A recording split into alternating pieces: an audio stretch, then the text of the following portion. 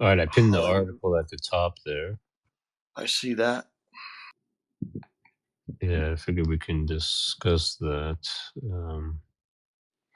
and the beautiful promise of Amos 9:11.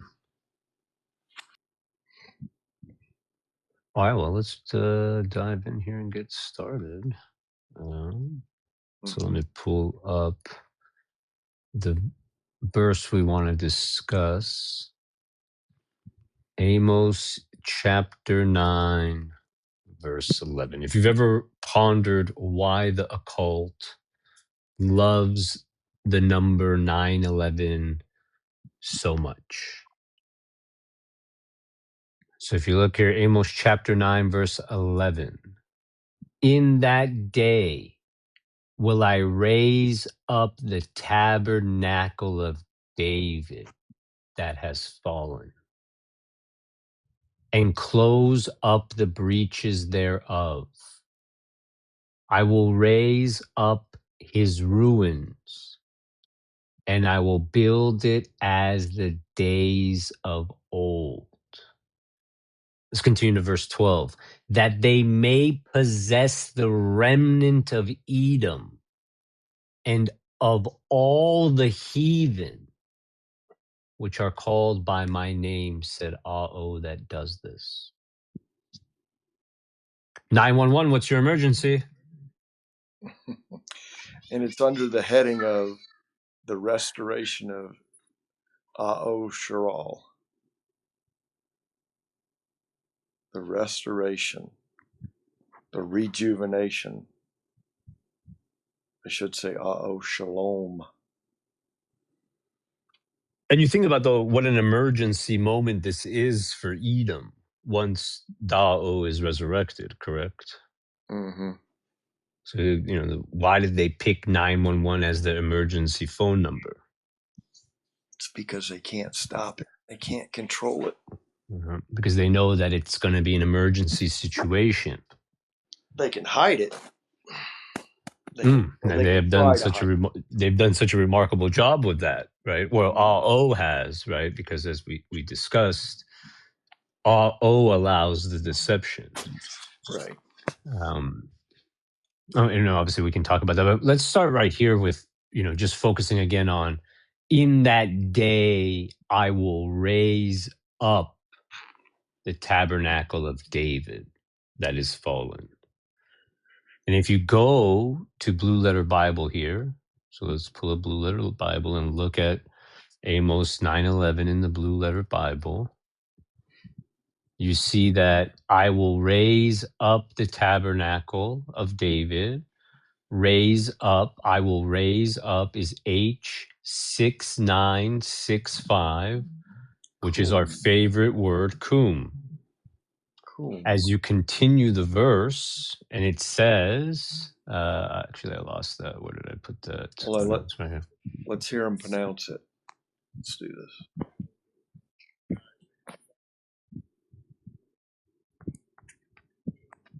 You didn't hear that good. It was really quiet. Really quiet.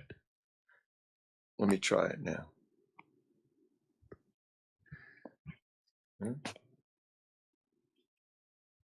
You have to do it on your end. All right, let me try it on my end. Hold on.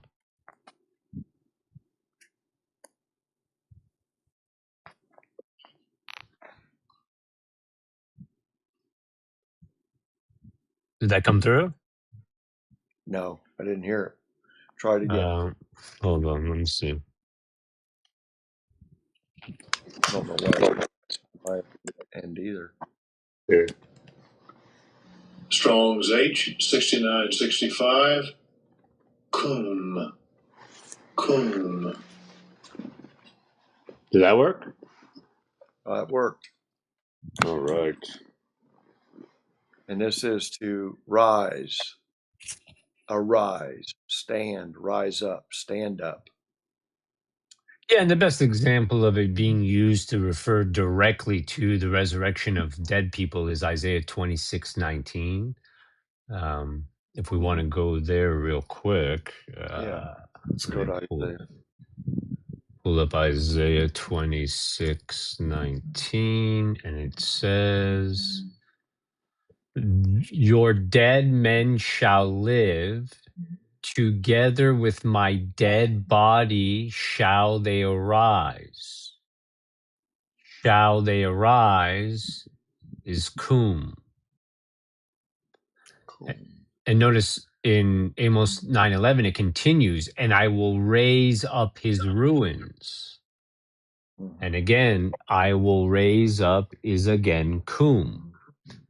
And so you notice 9:11 is a direct reference to God's promise that he will resurrect David from the grave to be the Messiah that regathers the children of Israel and drops the signs and wonders on the nation of Edom, just as Moses did for Egypt the first time. May I add, he'll raise up the rebellious children of Osheral. In terms of Oh, I just said he's gonna raise up the rebellious children of Israel. from the dead. No. David's gonna raise up, but he's gonna gather. Dave is going to gather the rebellious children of Israel. Yeah. Gather the rebellious children of Israel. Mm-hmm. Yeah, that's powerful because it even says it twice there. Cum is twice. And now, so obviously, the people want to hide this truth from you, and so we have these stories that have now been created, all professed Abrahamic faiths that take this promise, right, of Amos 9:11, which we should connect it to Deuteronomy 18:15, because that's where cum is coming from. If we go to Deuteronomy 18:15 and the famous prophecy of that prophet, it says, Deuteronomy chapter 18, verse 15, "And your God will raise up to you a prophet from the midst of you, of your brethren, like me, to him you shall hearken." So obviously, you notice here, your God will raise up. That "will raise up" is cum. Now, we have so many arguments about who this prophet is. Everybody claims it for themselves. Second Temple Judaism doesn't even use it to, doesn't even actually claim this is the Messiah. They claim this is Joshua, or at least that's the most prevalent teaching in Second Temple Judaism, right? Obviously, in the New Testament, the teaching is that this was fulfilled by JC. And in Islam, this is the argument is that this was filled by the Prophet Muhammad, peace be upon him. Will raise up cum. And so you notice, as I discussed in the blog post, this started back at the Tower of Babel, where man tries to build his own way to heaven. Which, by the way, is not even our place. We're not going to heaven. So it shows you the pride and arrogance, right? That instead of being grateful for the opportunity to live here on earth forever without sin and death and all of this, nonsense that we're surrounded with on a daily basis, instead of being so grateful for that, we say, no, we want to go to heaven. That's where our place should be. You're going to be grounded like a pilot. Well, and so this is very important. Notice at the Tower of Babel, God prevented them from doing what they set out to do. Mm-hmm. And so let's go there real quick, right? Let's go to Genesis chapter 11. Let me pull that up here. All right, so first let's start at Genesis chapter 11, verse 1, because this is very important. "And the whole earth was of one language and of one speech." Verse 2, and it came to pass as they journeyed from the east. And see, again, as Brother James likes to say, they stole all of this stuff, right? Bunch of thieves. Now, Freemasons, one of the ways they identify themselves to you is they say something like, I've been traveling from the east, Mm-hmm. right? And that's a way for them to tell you that they are a member of the club, right? So notice these people that are about to start to build the Tower of Babel journeyed from the east. And they found a plain in the land of Shinar, and they dwelt there. Verse 3. And they said to one another, go to, let us make brick and burn them thoroughly. And they had brick for stone, and slime they had for mortar. Now, again, Freemasons love to call themselves builders. All of their symbolism is around making bricks, right? And building, square and compass, right? The what was it? Whatever you flatten what is it? The trestle, the treble. I forget what it's called. But you see Trouble. all of that symbolism in Freemasonry. And notice the opposite of what God asks us to build with stones, right? Natural things that haven't been touched by man. No chisel. No chisel. Think about the altar where he says, don't put your tool upon it, right? Exodus 20. Okay. And so, but here's where it gets really interesting, right? Notice what happens. Verse 4. And they said, go to, let us build us a city and a tower whose top may reach to heaven. And let us make a name, lest we be scattered abroad upon the face of the whole earth. Verse 5.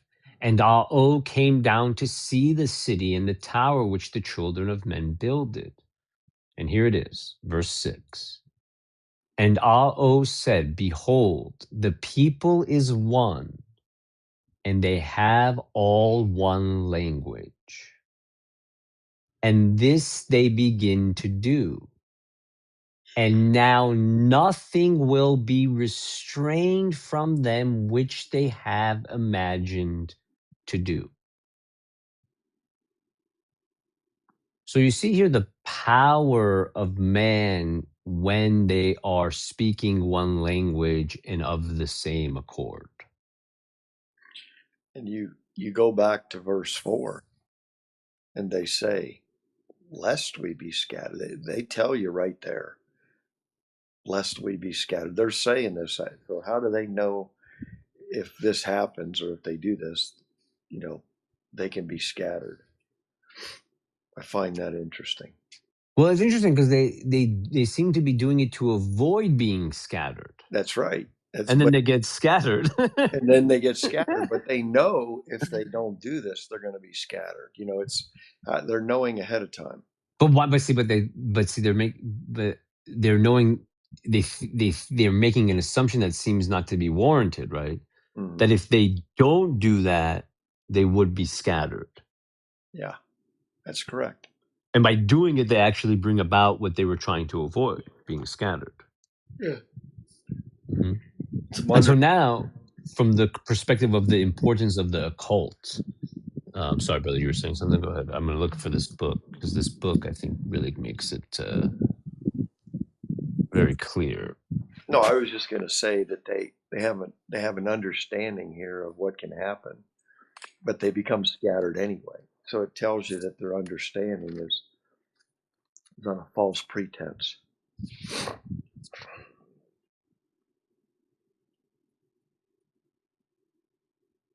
And I like how it's called Babel. And then from Genesis 11:9, we go right into the descendants of Shem. Mm-hmm. Which you really need to go to Jasher read that. Which book are you looking for? I found it, The Externalization of the Hierarchy by one of our favorite Satanists, Miss Alice A. Bailey, Oh, Lucius Publishing Company. It's a really fascinating book about their quest to bring about the great work. And it talks about how all of these workers are working on this great work around the world. mm-hmm. And the way that they're able to do this is through the occult secret societies. Freemasonry, Skull and Bones, right? Lock and Key, right? The Eastern 322. Star, right? What was 322. the Israelite lodges? What is that one called? I forget it again. Because they weren't allowed to join Prince Hall Freemasons, right? Yeah, And so Prince this is all the one language that they are speaking. And so notice, previously, God didn't allow them to do this at the Tower of Babel. But subsequently, he did allow them to build their false towers, right? Their false paths to heaven. And that's really the point of the post is we make the analogy that the builders, the three towers that they built were destroyed on 9/11 in the order that they will fall at the end of the world. And so we can go over those three towers right now. Let's finish with Genesis. Let's go to Verse 7. Yeah, verse 7. So yeah. Genesis chapter 11, verse 7. Go to, let us go down, and there confound their language, that they may not understand one another's speech. Verse 8. So the Lord scattered them abroad from thence upon the face of all the earth, and they left off to build the city. Verse 9. Therefore is the name of it called Babel, because there did confound the language of all the earth. And from thence did scatter them abroad upon the face of all the earth. So right here, we know that the earth is entirely filled with people at this point. Mm-hmm. This idea of they discovered the new world, or there's places where people weren't living, right, is directly contradicted by verse 9 here.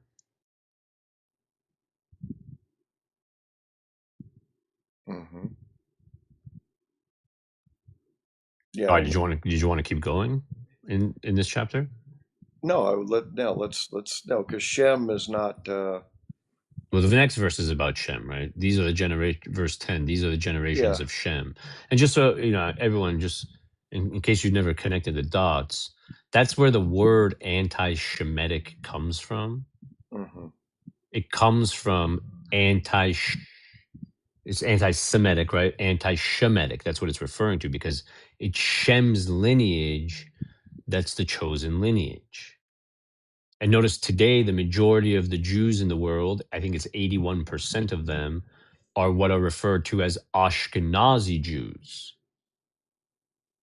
But Ashkenaz, if you go to Genesis chapter 10, let's back up one chapter. If we go here to Genesis chapter 10, and we read verse 2, the sons of Japheth, Gomer and Magog and Madai and Javin and Tubal and Meshech and Tyrus. Verse 3, and the sons of Gomer, Ashkenaz. So notice Japheth, Gomer, Ashkenaz. So Ashkenaz, according to Genesis, is not of Shem's lineage. Ashkenaz is of Japheth's lineage, which would indicate that those people are not the chosen people. Mhm. And if we want to see how beautiful the prophecies of the Most High God are and how he tells us the end of the story from the beginning, today we have a group of people who are not the chosen people pretending to be the chosen people. Obviously, this prophecy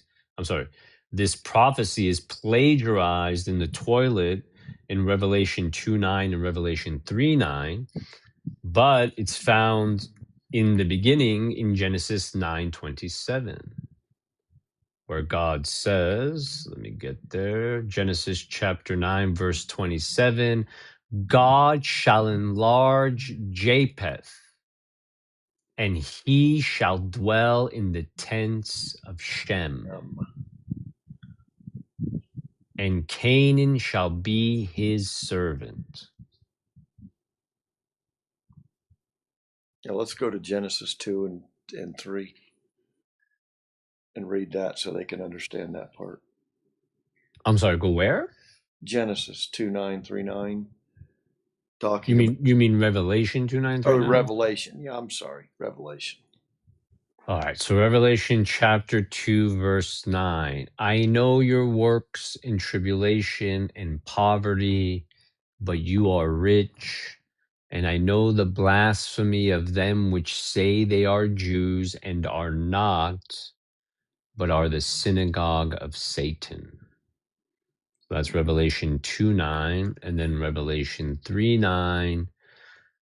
Behold, I will make them of the synagogue of Satan, which say they are Jews and are not, but do lie. Behold, I will make them to come and worship before your feet, and to know that I have loved you.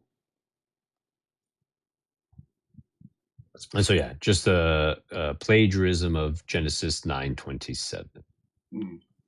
Right. It's interesting. He says, I'm going to bring them before to worship before your feet. He's referring to the Israelites.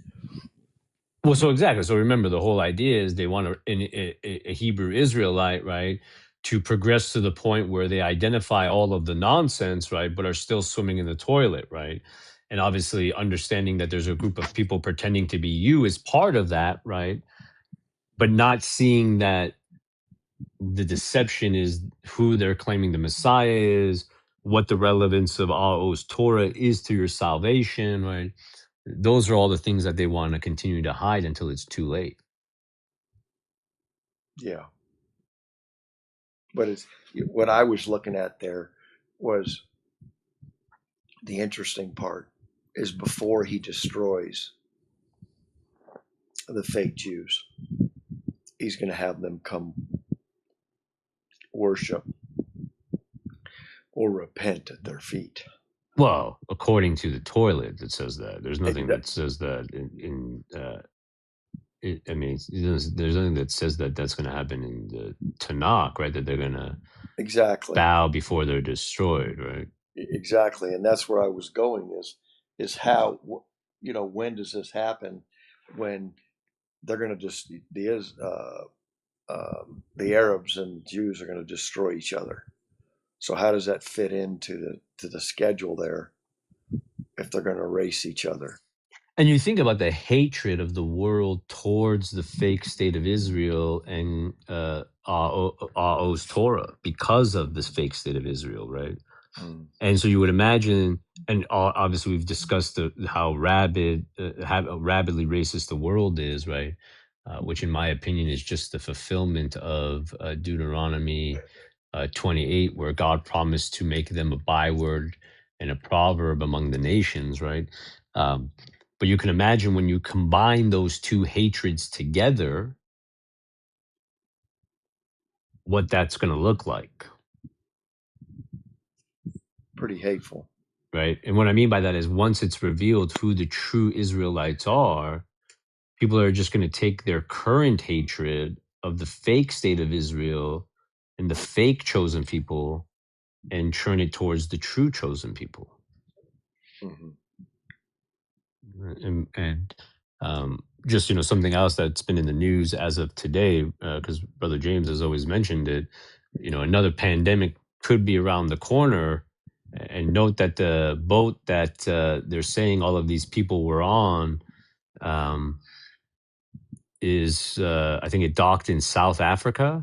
Came through the Congo or something. Yeah. So notice that they're gonna seems like they're gonna blame Israelites for the next pandemic. Again, just something to keep an eye on. And which obviously that news, and they're already talking about tracking the 20 people that got off the boat. I saw news that the state of Georgia, two of the people who were on that boat are now in present in the state of Georgia. And so really interesting stuff to just keep an eye on. Just keep an eye on. Brother Julian's here. Shabbat shalom, everybody. Shabbat shalom, Jay. Yeah. And Shalom. I'm actually at work right now, but I'm listening. yeah, that's No worries. That's good.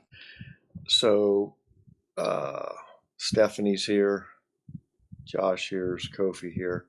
Yeah, you didn't tell me about that. I didn't know that this, I've been waiting for it, but maybe this is the kickoff. Yeah, let me find the article. I saw it last night. I forgot to mention it. It has some weird name. Heart of let me see. Okay, here we go. Yeah, here we go. Yeah, you can't make this stuff up. Literally, you can't make this stuff up. All right, so here's the article I'm pulling up here. Actually, no, this has a paywall, so let me find. Let's see. All right. Okay, here we go. Global health officials race to track Hanatavirus. We should put that in gematria. I was just but predict limited outbreak. And so it says a Dutch flight attendant and French national were among the latest to be tested in connection with the deadly outbreak on a cruise ship. But an analysis in South Africa showed no mutations in viral samples. Health officials in a growing list of countries scrambled on Thursday to track people connected to a deadly outbreak of the Hanatavirus on a cruise ship. The World Health Organization also predicted a limited spread of the virus if public health measures were implemented. This is not COVID. This is not influenza. Dr. Maria Van Kerkhove, the World Health Organization's head of epidemic and pandemic preparedness, said at a news conference in Geneva on Thursday, this spreads very, very differently. Until it mutates, right? Just wait. Just keep your just hold your. Although I do wonder, as something we've pondered. How would people respond to another pandemic lockdown? Is it more likely that it's going to be energy lockdowns, something different that the mind might respond to better? Because obviously, people, particularly those who profess to be awake, do not, they're not fans of the COVID lockdowns and all of that stuff. So I do wonder if they would have the ability to implement something like that again, versus saying, oil is, gas is $20 a barrel. You can't leave your house. Well, all right. So let's hit that just for a second. What would be worse, an energy lockdown where gas is $40 a gallon, or the grid goes down? Because when the grid goes down, there's going to be no manufacturing. The refineries are going to shut down. So either way, it puts a kink in everybody's. But I'm waiting for the oil. The oil's still not flowing through the strait, and nobody's talking about all the tankers have stopped coming and all that business. But now I didn't know yet. I'm just looking at it here. The Hanatavirus, naturally found in rodents, carried from one rodent species to another. Never heard of that before. And so notice, just pointing out the mocking and scoffing, the rodent symbolism that they use for the fake chosen people, right? They're constantly referred to as rats, right? Mm-hmm. Now, obviously, it seems to be implying that this is coming from the true chosen people, right? Or maybe something that they might argue, right? And notice that arguing that it stems in rats, originates in rats. I think that's quite interesting. Says it was first being isolated in 1978. There's no specific cure, antiviral drug, or vaccine for hantavirus yet, allegedly.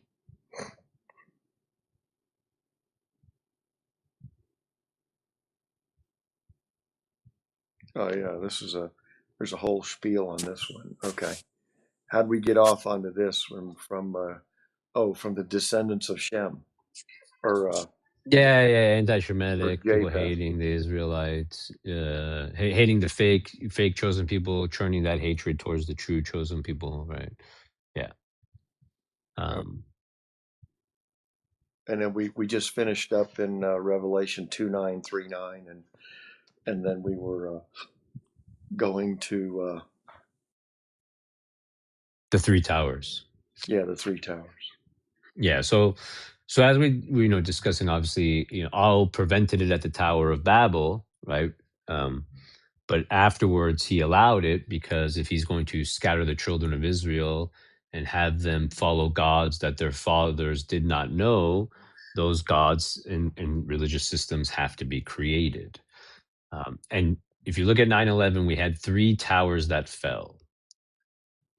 And Building 7 was the shortest building by a significant amount, right? When you compare Building 7 to the size of the North Tower and the South Tower, it's a significant difference. And so I believe that the Building 7, the shortest tower, represents Second Temple Judaism. I believe the heights of the towers are a reference to the number of believers each of these towers has subscribing to it. Mhm. And so Second Temple Judaism, right? In that theology, Amos 9:11 is a descendant of David from the tribe of Judah, right? Who will be the Messiah that comes to save the children of Israel out of Gog Magog, right? There is no second Exodus theology in the Second Temple Judaism, right? Remember, Cyrus the Great Deception has already fulfilled those prophecies after 70 years in Babylonian exile. And so the source text for that, right, obviously is the corrupted Tanakh that includes the lamb without blemish Passover sacrifice, which seems to directly contradict Jeremiah 7:22 and Jeremiah 7:31. Obviously, the tribe of Levi and Leviticus. We talked about Cyrus the Great Deception, Solomon building the first temple, the day starting in the evening, right? All of these things is this first tower that the builders were able to successfully build.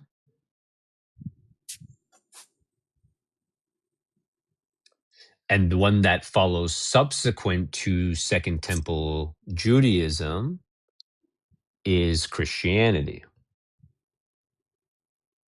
Obviously, Christianity, the lamb without blemish that takes away the sin of the world, building off of the first flame, the deception of the Passover sacrifice, the book of Leviticus and the sacrificial system, right? Giving us the ultimate sacrifice. And so in their theology, that the tabernacle of David has already been raised when JC was resurrected, right? And notice in their theology, JC is the firstborn of the dead, because they're taking JC and having him stand in the place of King David, the true Messiah, because that theology is correct. It is the resurrection of the Messiah that proves God's promise of salvation. The Messiah being the first to experience it, and all of the ancestors who were able to stay with the Most High, keep his statutes, laws, and commandments, right, will also have that same promise fulfilled when we return to the promised land. Mm. And so you notice the source for Christianity now builds off of the corrupted Tanakh and adds the New Testament. And that is the tallest building, which would be on 9/11, the North Tower. You know, it was interesting, and maybe people don't know about it, but in all the rhetoric when they were filming this and reporters and all this stuff, I remember building number 7, they reported it fell like 37 minutes before it actually happened. Yeah, there's a clip of the lady standing in front of it, reporting that it's fallen while it's standing behind her. Yeah, remarkable stuff. Can't make Yeah, that up. remarkable stuff. Yeah. She All got right. Oh, go ahead. Go ahead. she got ahead on her script, but I wanted to bring some. Are we going back to the blog? Are you going back to that now? Well, I'm just continuing, yeah, because that was Tower 1, Tower 2, and I was going to go to Tower 3. But what do you want? Would you want to go somewhere else? Oh no, I wanted to bring something up here. If you know how earlier today we were talking about which the blog tomorrow is going to be on the market and all that, and we mentioned that, or I was talking about the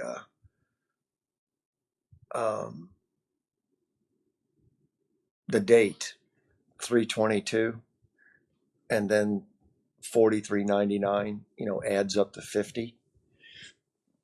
When you put builded in the King James, builded, it occurs 50 times in 47 verses.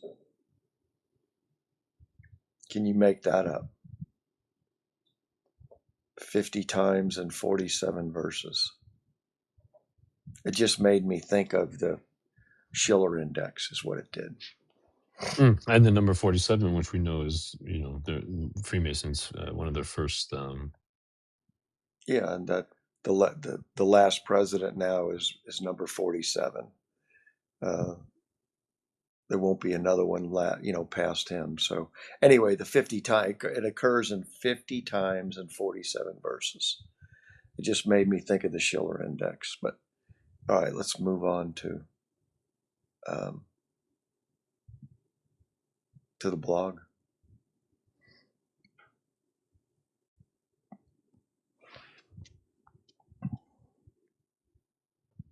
Also, don't forget 47 and 45. Yeah. So all of those hats say 9/11 on them as well. Oh yeah, everybody. So let's go look here at 45. I wonder what. Let me go to 50. And just to be verses. clear So on that idea, right? 4 plus 5 is 9. 4 plus 7 is 11. Mm-hmm.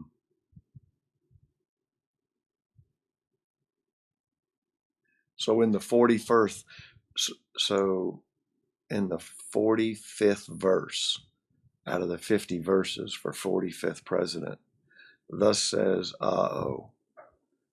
in the day that this is Ezekiel 36:33. Thus says, in the day that I shall have cleansed you from all your iniquities, I will also cause you to dwell in the cities, and the waste shall be builded. Interesting. It's, something we must do is go look at all of those references to build it and see if it tells a story in chronological order of their plan and plot. Oh, I bet it does. Yeah. What's the final one? What's the last one? Habakkuk 3:4. For every house is builded by some man, that he that build all things is Ao. Yeah, that sounds about right for the final one. Yeah, we'll have to look at this later on, but I don't want to get bogged down here. Yeah. No. All right. So then, you have Christianity that's brought to the world, right? And then the one that follows Christianity, the next Abrahamic faith, would be Islam.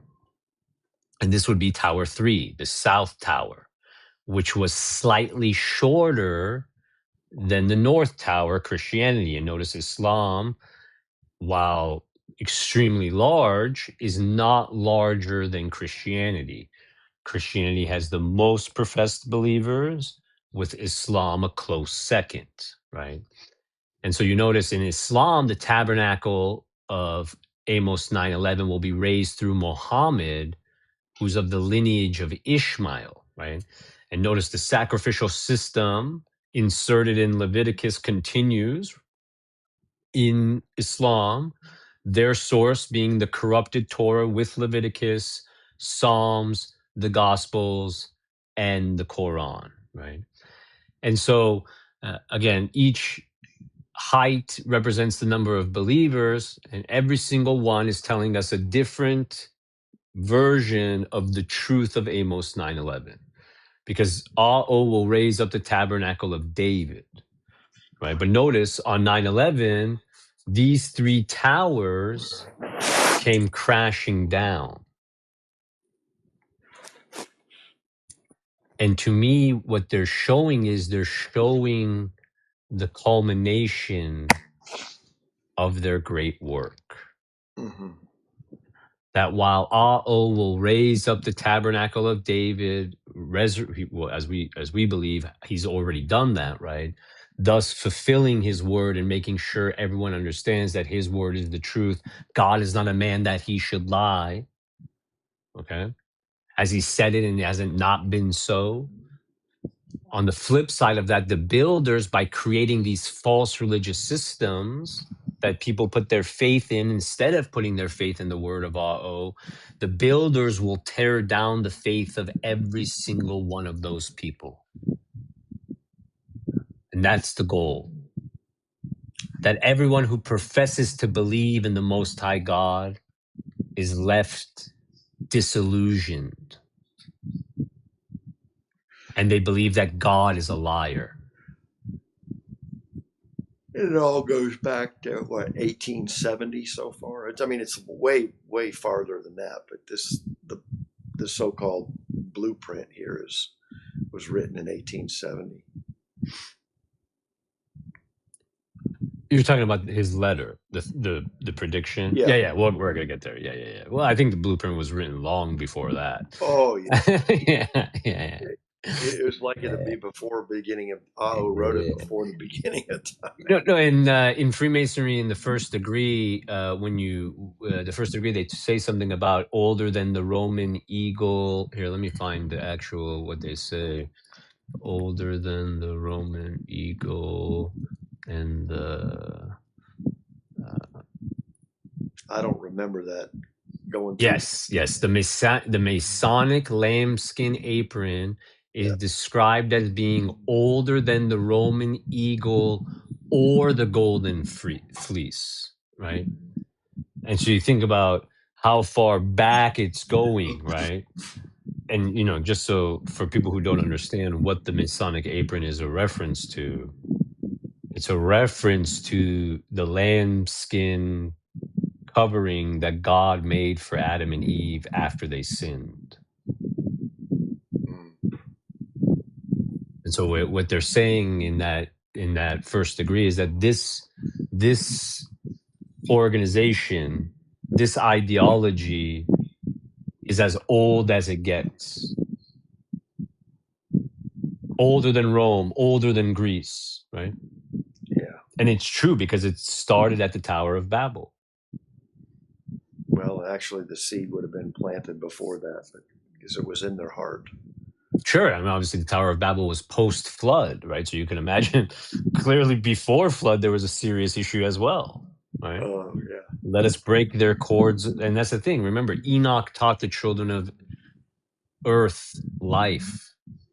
If you go to the book of Jasher, the Torah was given by Enoch before he went to heaven. Mm-hmm.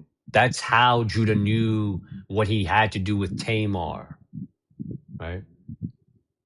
Because these things existed from the beginning.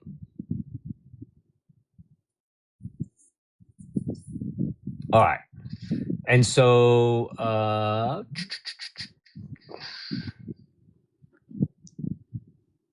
Okay, so if you look now, okay, obviously we talked about Deuteronomy 18:15, right? Um, it's the same word as Amos 9:11, kum. So it's the same promise that Ao will raise up the tabernacle of David by raising up that prophet from Deuteronomy 18:15, which is David. Right? These are one and the same. And you notice Deuteronomy 18:15, what are the requirements? Raised from the dead, like Moses, How many verses? of the children of Israel, of the priesthood, right? Of Ephraim. Ephraim is the helmet, right? I'm sorry, go ahead, brother. No. How many tombs have you found? References? I can't remember. Oh, so many. I got to make a list of them. But I told you that, remember we talked about it. One of the things that they've done is they've expanded its usage to make it much harder to find things like Amos 9:11, Yeah. right? And so again, I just want to emphasize Deuteronomy 18:15 is not a descendant of David. And notice if you go to Proverbs 30 verse 4, this is God's pop quiz. Who has ascended up into heaven or descended? Who has gathered the wind in his fists? Who has bound the waters in a garment? Who has established the ends of the earth? What is his name? And what is his son's name, if you can tell? Well, God's name is Ao. And again, another piece of evidence that we recently stumbled across to further confirm this is that the symbol for anarchy, no rules, no oversight, is an A in a circle. And oftentimes it's depicted upside down.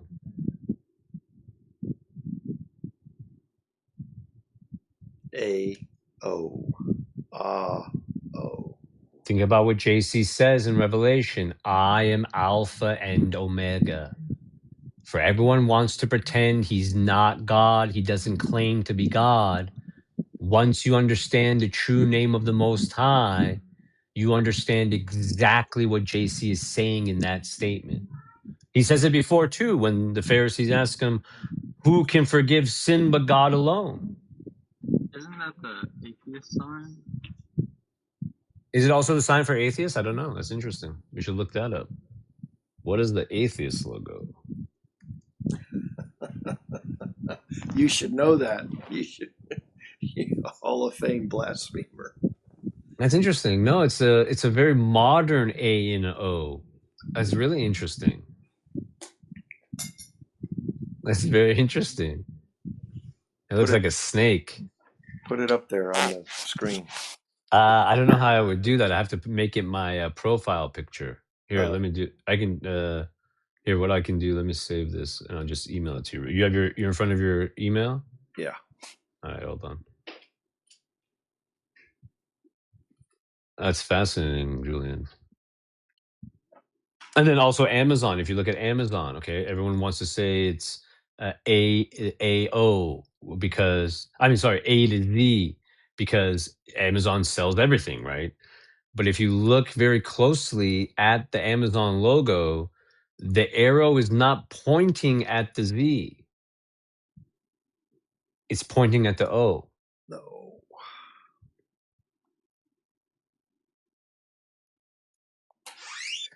Okay, and then so obviously, brother, I just emailed it to you. But the second part of that quiz, what is his son's name? His firstborn, the first begotten of the dead, which is King David, not JC, not Moses, as Ellen G. White, the false prophet of Seventh-day Adventist, claims, right? But David, the Messiah, is his son. Right? Think about Psalms 2:7. Let's actually go and just read those two verses. We're going to go to Psalms 2:7. And then we're going to go to Psalms 89:27.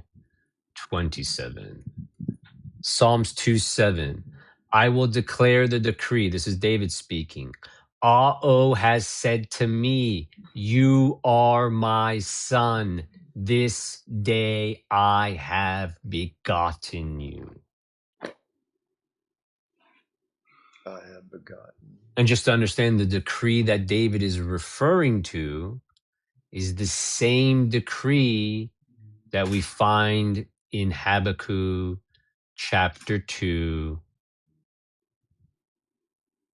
verse 2.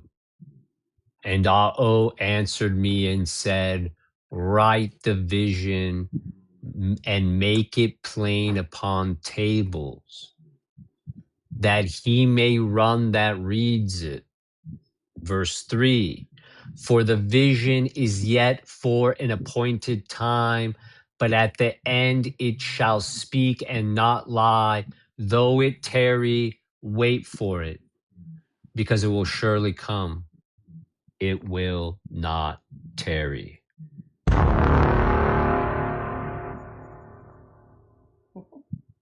Now, I want to point something out that me and Brother James were discussing this week. This vision is written on a table. Make it plain upon tables. This to me makes it clear that Deuteronomy 18:15 is written on the tables of stone. Go over the order. And that's what I wanted to discuss. So what A.O. put on my heart this week was everyone loves to say, Edomites in particular, love to say God, family, country. And as I mentioned, Brother James says so beautifully, they never borrow, they never come up with anything. They steal all of this stuff. Okay. So where do they get this notion that the pillars of our life are God, family, and country? Now, country obviously is an Edomite word. For the children of Israel, it should be nation, right? Because it's talking about the nation of Israel. But notice, does that give us the 4 tablet sides? Because remember, it's 2 tablets, both sides. So we have 4 sides. So is the first side God? Commandments 1 through 4, and everything else found in Exodus 20 through 23 and Deuteronomy 12 through 28 that refers to our relationship with God, including all of the things about the priesthood not committing the abominations of the Canaanites. And then is the second tablet our relationship with our family that starts with the commandment, honor your father and mother, and goes into everything else about the firstborn rights,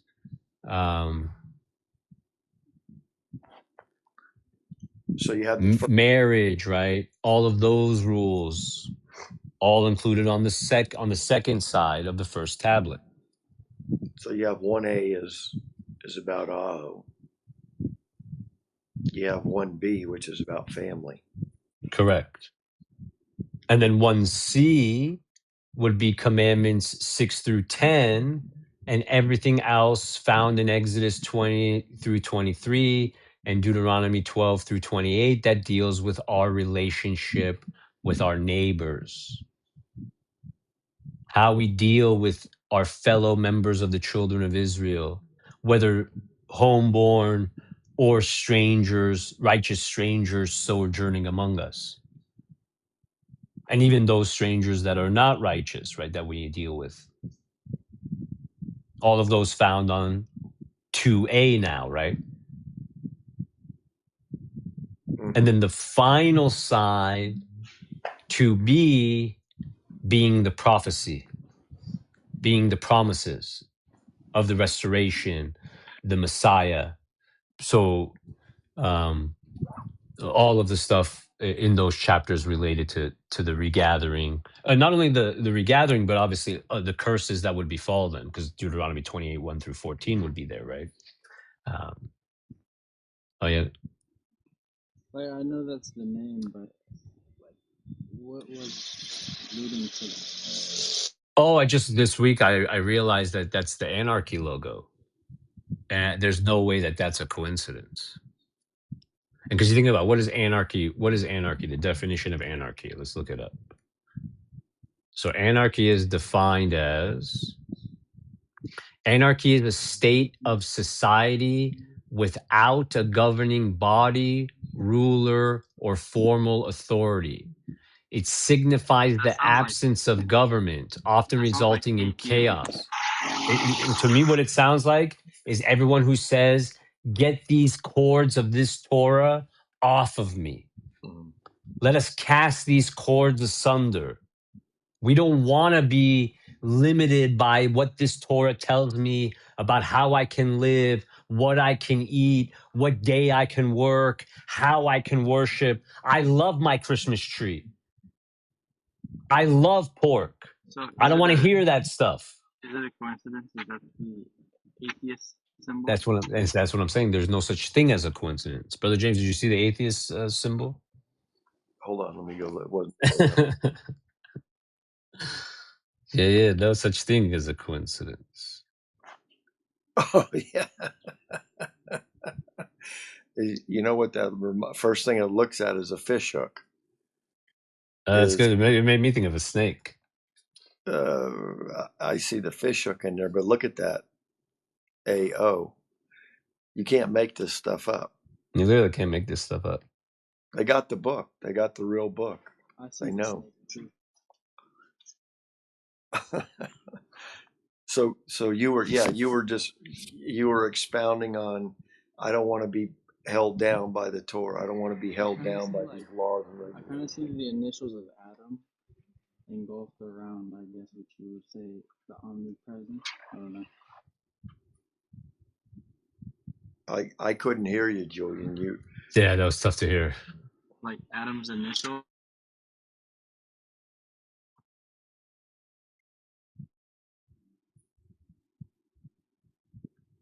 He was talking about Adam's initials. But like it's engulfed around. Well, the A, obviously. Yeah. Inside the O. The A inside the O.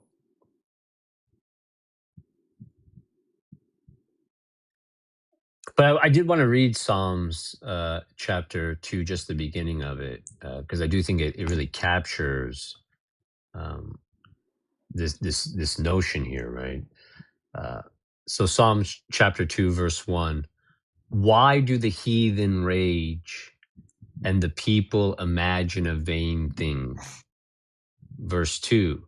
The kings of the earth set themselves, and the rulers take counsel together against Ao and against his anointed one, who's David.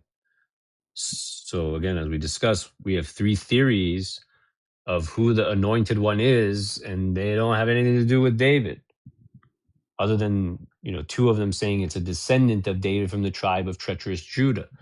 Right? Verse 3. Let us break their bands asunder and cast away their cords from us.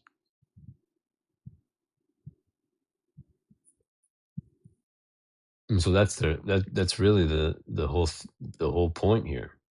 And because again, remember, that's the only way that the children of Israel could be touched by the heathen. Psalms 51. Yeah. All right.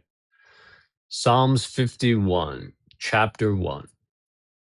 Have mercy upon me, O according to your loving kindness, according to the multitude of your tender mercies, blot out my transgression. Verse 2. Wash me thoroughly from mine iniquity and cleanse me from my sin. Verse 3. For I acknowledge my transgressions, and my sin is ever before me. Verse 4, against you, you only have I sinned and done this evil in your sight, that you might be justified when you speak and be clear when you judge. Verse 5, behold, I was shapen in iniquity, and in sin did my mother conceive me. Verse 6, I wonder, is verse 5 there a reference to them being deceived by the Levitical priesthood? Well, I don't know. I was listening to this the other night and I paused it for verse 5. And this The is where, snake, serpent, it all comes back to Adam. If you think about Adam in this position, like it's pretty spot on. Like nothing changes.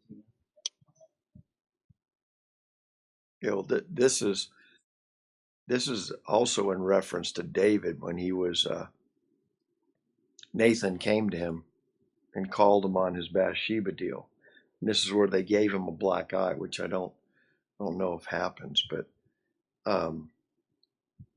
could this acknowledge back to Adam? I mean, sure it could, if you listen what it is. It could also just be a prayer. Like it doesn't have to correlate with Bathsheba and all that. Maybe just give things titles. Exactly. Good. That's a very good statement there.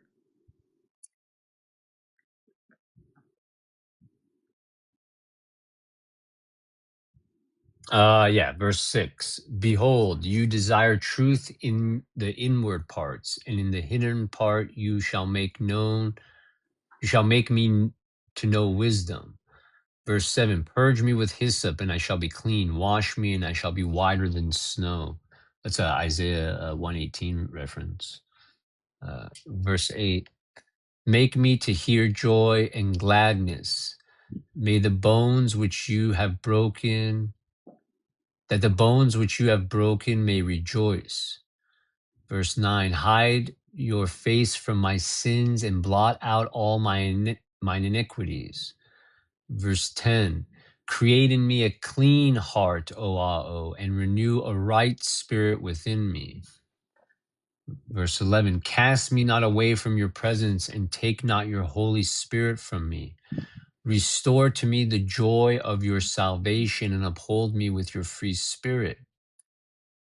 Verse 13, then I will teach transgressors your ways, and sinners shall be converted to you.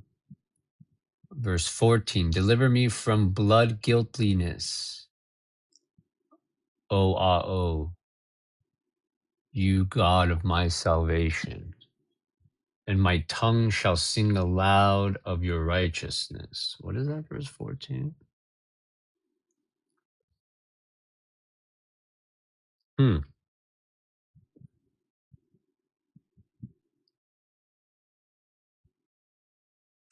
Verse 15, O Ah-Oh, open you my lips, and my mouth shall show forth your praise. Verse 16, for you desired not sacrifice, else I would give it. You delighted not in burnt offering. Yeah, see, that's interesting because that's what made me pause. In verse 14, when he says, deliver me from blood guiltiness, all of these modern translations make you think he's talking about, forgive me for killing, but why would he be asking for that if he was killing in the name of Ah-Oh? Mm-hmm. So is 14, is he talking about deliver me from what you just showed me, that I've been doing blood sacrifices in your name, and that guilt of those blood sacrifices is upon me? You see what I mean? Well, he expounds on it in 16. That's what I'm saying. And then he says, you showed me you don't want this. So one of the things to ponder, did David grow up in a system that was doing blood sacrifices in the name of Ah-Oh? Mm-hmm. Well, they were never straight. The Israelites. You were talking about the golden calf, right? Right Yeah. away. I mean, and then they didn't even get into the land, and they were going over to Moab stealing the women.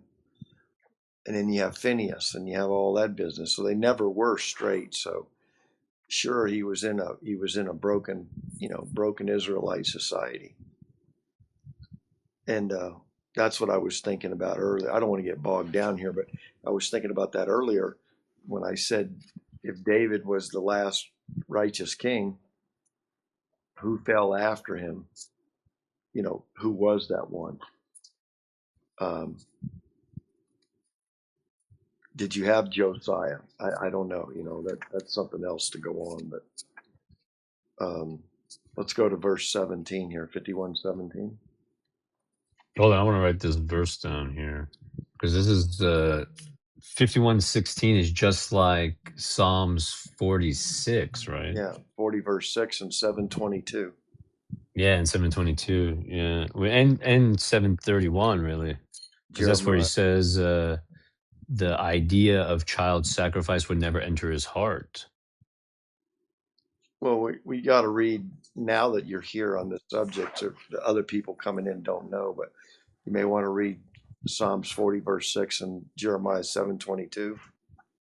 All right, who wants to take over that while I go get a glass of water? That was what, Psalms 51.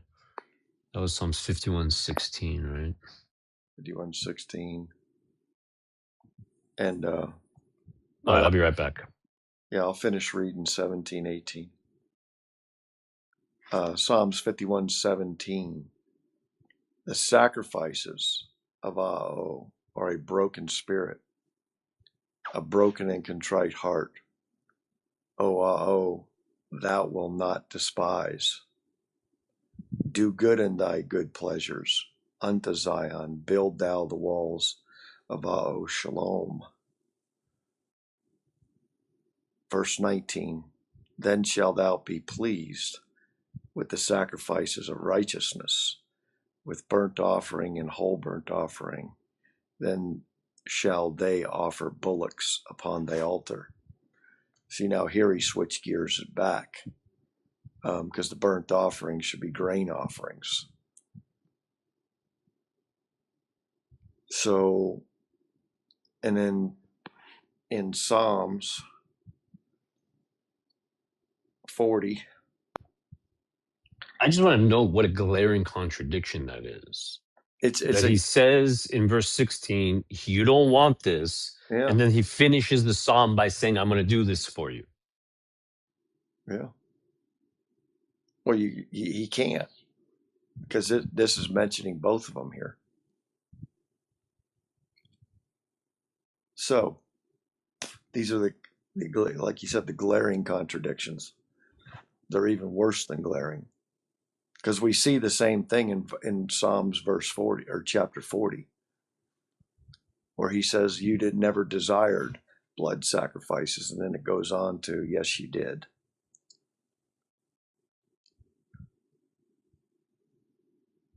Same thing with Jeremiah 7:22. Yeah, you want to read that one, brother?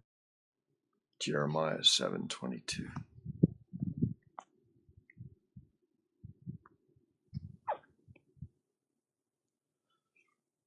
One second.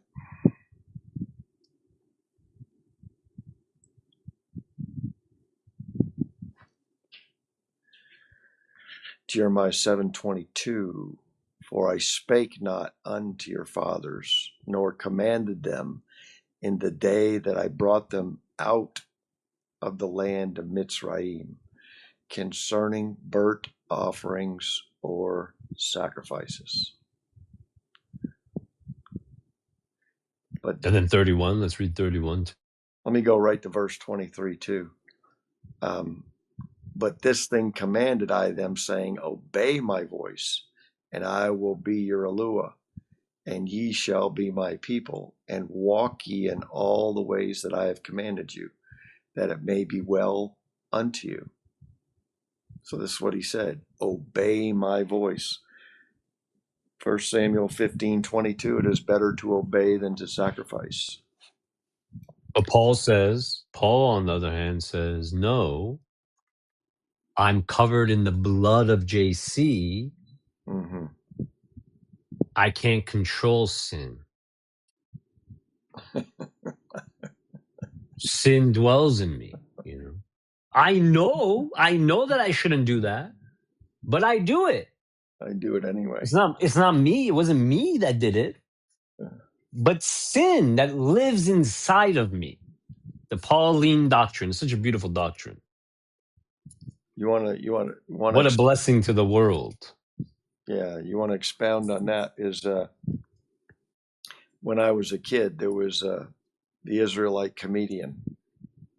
He always used to say, "The devil made me do it." I can't think of his name right now. There's a famous song, It Wasn't Me. Yeah, I don't know about that one, but it wasn't Red Fox. It was the other one. I can't think of his name. But and then what do you want me to read? Jeremiah 7:30. 7:31, just to, for everyone who thinks that God so loved the world that he sent his only begotten son to die a brutal death for you. Just can you read 7:31 for us? Jeremiah 7, verse 31. And they have built the high places of Tophet, which is in the valley of the son of Hinnom, to burn their sons and their daughters in the fire, which I commanded them not, neither came it into my heart. Now, for anyone paying attention at home, right, the first thing you should say after you read Jeremiah 7:31, especially if you've never read the book of Jasher, is, excuse me, can we ponder you telling Abraham to go and offer Isaac as a burnt offering? But if you read the book of Jasher, that idea was not Aho's idea. That idea was Isaac's idea. And what it says, I forget where it is. I'll try to pull it up so I can cite the verses. But the narrative is that Ishmael is bragging to Isaac that when he was 13 years old, he was circumcised for God. And Isaac's response to that boasting is, you think that's impressive? If God were to ask my father to give me as a burnt sacrifice, I would say yes. And then it says God heard Isaac and he thought, what a great idea. Let me tempt Abraham with that. Just to be clear, because there's a direct contradiction there if we don't have that narrative, right? Exactly. How can God say the thought of burning children never entered my heart when we all know the story of Abraham, Isaac, and Mount Moriah? How can he say that? Something's off. It says right here, neither came it into my heart. I command him not. Let me find that, though, just so... Jasher? Yeah, I just want to find the verse citations. Maybe I'll read it, too, just...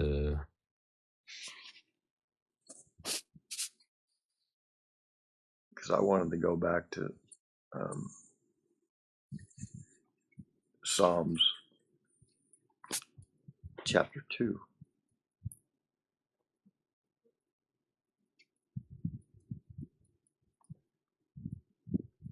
To the statement that in Psalms 2, verse 1, why do the heathen rage? And the people, referencing the heathen, imagine a vain thing. What is their vanity here that's being pointed out? Believing in things that are going to be destroyed. Well, exactly. JC. JC, the cross. Judaism, Muslims, all religions. This is when you went to the phone book when I was a kid. The religion section was about 2 inches thick. 40,000 choices, different ones. It's a vain imagination.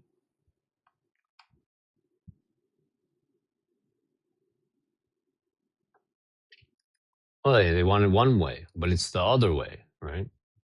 That's the thing. Everyone, they want to build their own way to heaven. They don't want to. They don't want to accept the beautiful gift of salvation that Allah has bestowed upon the world. They want their own way. They want their own thing.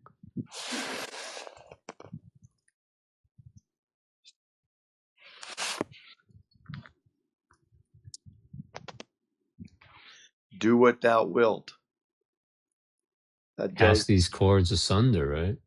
That goes with A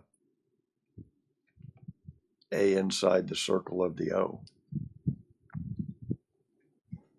All right, so it looks like it's Jasher chapter 23. Let me see here.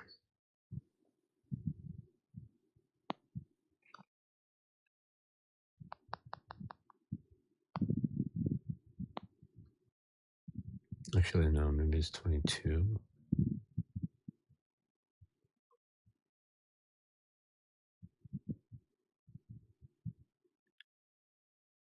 And it's such a beautiful thing when you see how Satan Lucifer. Satan shows up to tempt Abraham, just like he Oh, shows okay. up to tempt Adam, shows up to tempt Eve, right? Shows up to tempt Job. It's really Joshua 22 is a beautiful chapter if you have not read it. But here, this is what it says. Verse 41, Joshua 22, verse 41. And when Isaac was 37 years old, Ishmael, his brother, was going about him in the tent. And Ishmael boasted of himself to Isaac, saying, I was 13 years old when spoke to my father to circumcise us. And I did according to the word of which he spoke to my father, and I gave my soul to and I did not transgress his word which he commanded my father. Verse 43, and Isaac answered Ishmael, saying, why do you boast to me about this, about a little bit of your flesh, which you did take from your body, concerning which commanded you? Verse 44, as lives, the God of my father Abraham, if should say to my father, take now your son Isaac and bring him up an offering before me, I would not refrain, but I would joyfully accede to it. Verse 45, and heard the word that Isaac spoke to Ishmael, and it seemed good in the sight of and he thought to try Abraham in this manner. And so that's where it came from. Doesn't sound like it. What about when Isaac asked, what's the offering? Like, where's the offering? It's hard to hear you, Julian. You sound like you're in a can. bomb shelter.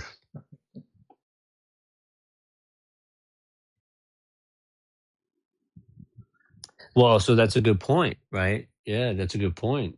I think that probably is corrupted text because it seems to indicate here that Isaac knew exactly what it was about. And notice also that it says Isaac was 37 years old. Hold on a second here. What was Julian's question? Because I couldn't hear it. His question was when in Genesis, right?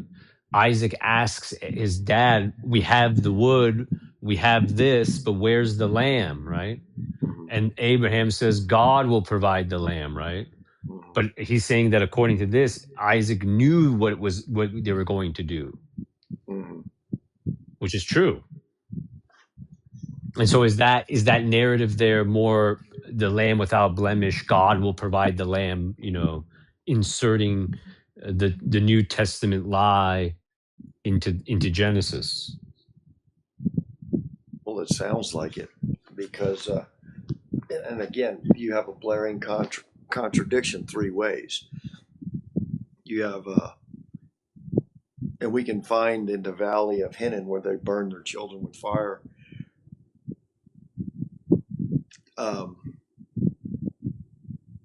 Is in other places, and then you have Jeremiah 7:31, and it's saying no, and now we have the opposite over in Jasher and Genesis.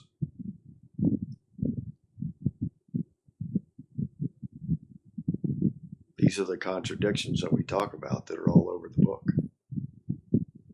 So,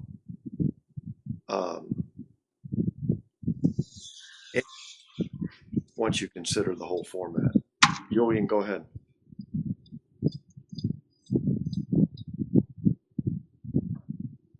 Julian, did you want to say something, or you just okay? Brother Mayron, where do you want to go now? Give me a second. I want to read Joshua to see if there's anything that says that Isaac knew from the beginning that that's what the purpose was. Hold on. All right, let's go. Because I was looking through Joshua 23 here too at the same time. Yeah, it seems like they knew from the beginning. Look at it in verse Joshua 23, verse 22. And Ishmael said to Eleazar, now my father Abraham is going with Isaac to bring him up for an ascending smoke offering to all as he commanded him. All right, look at verse 57. And Abraham greatly rejoiced at the words of Isaac as they went on and came together to that place that who had spoken of. And Abraham approached, verse 58. And Abraham approached to build the altar in that place, and Abraham was weeping. And Isaac took stones and mortar until they had finished building the altar. 59. And Abraham took the wood and placed it in order upon the altar which he had built. Verse 60. And he took his son Isaac and bound him in order to place him upon the wood which was upon the altar, and slay him for the burnt offering before Ao. So there you go. Well, let's finish with 61.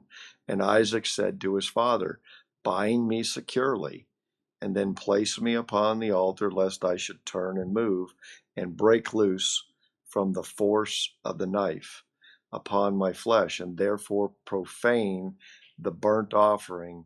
And Ao did so. And Isaac just said, and profane the burnt offering. Sounds like everybody knew beforehand.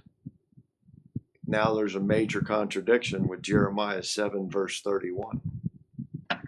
Like, I believe it because... Well, so I don't believe there's a contradiction with that, though. I think the contradiction is with the Genesis narrative of Isaac not knowing what was going on. And then Abraham saying God will supply a lamb. God will supply the the offering, right? Which is them pointing forward to JC.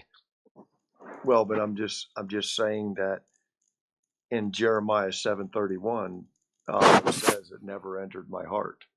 You know, I never came up with this.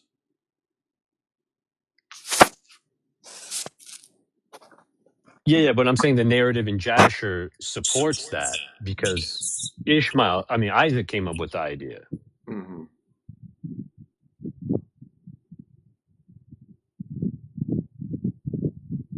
What you just read.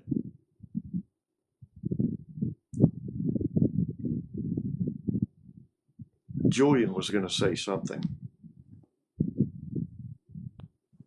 I kind of forgot. Okay. That happens. Like, it doesn't, like, I don't really believe in that way that it went down, mainly because it's not in the scripture. But, like, the way that Isaac, like,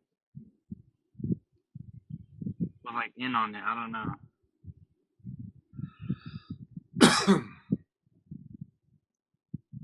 Hold on, when you say it's not in the scripture, you're talking about Jasher? It's not.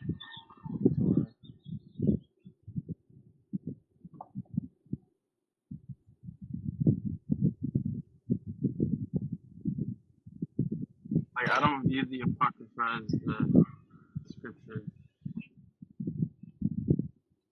Well, here would be my question, Julian. What do you think about Joshua 10:13 and 2 Samuel 1:18?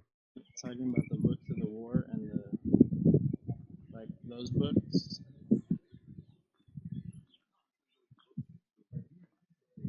Like the book of Jasher. Cite the book of Jasher.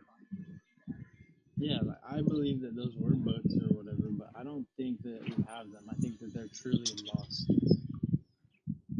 Well, so I would have no issue with that.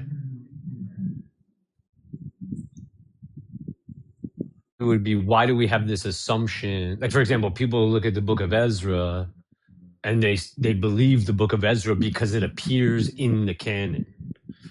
And my point is always, what difference does it make where it appears? Shouldn't the standard be Isaiah 8:20? And so the book of Ezra is in my canon, but I should reject it because it directly contradicts Isaiah 8:20. Let's read Isaiah 8:20. Isaiah 8:20. Hold on one second. And that's why when people say, oh, I don't read the Apocrypha, I always say to them, what difference does it make where the book is found?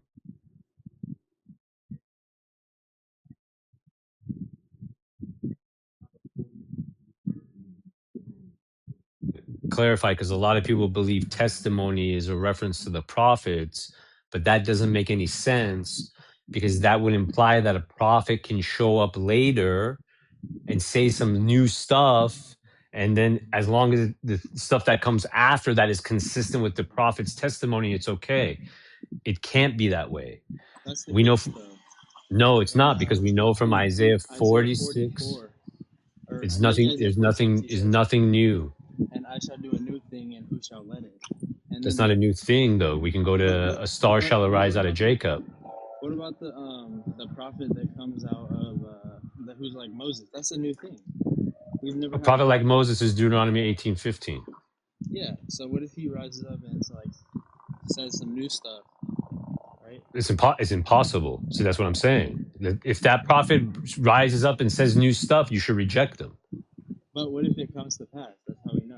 It's not. But that's impossible, because that is implying that, because God tells us the end from the beginning, and God does not change.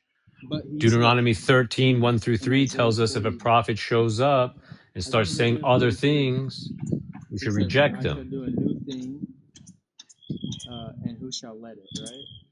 No. Let's read the verse. Isaiah 43, verse 19. Behold, I will do a new thing. Now it shall spring forth. Shall you not know it? I will even make a way in the wilderness and rivers in the desert. It's clearly a reference to the second Exodus. A new thing when he restores the nation of Israel. So you don't think it's new, I guess? It's new in the sense that it wasn't present before Ah-Oh restored it. It's not new in the sense that we should be surprised because Ah-Oh told us this from the beginning. That's what I would say.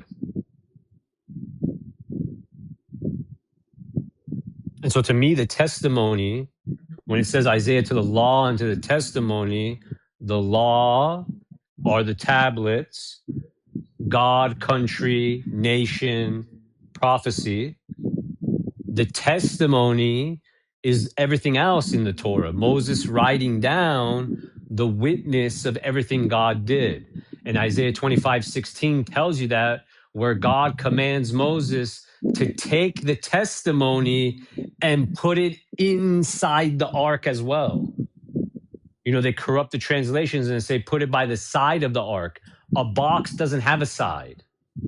A box has a container with a lid. And if it's by the side of it, as Christianity pretends to say, oh, we're not under the law, it's just the 10 Commandments, everything else was written by the hand of Moses and put it over here on the side, right?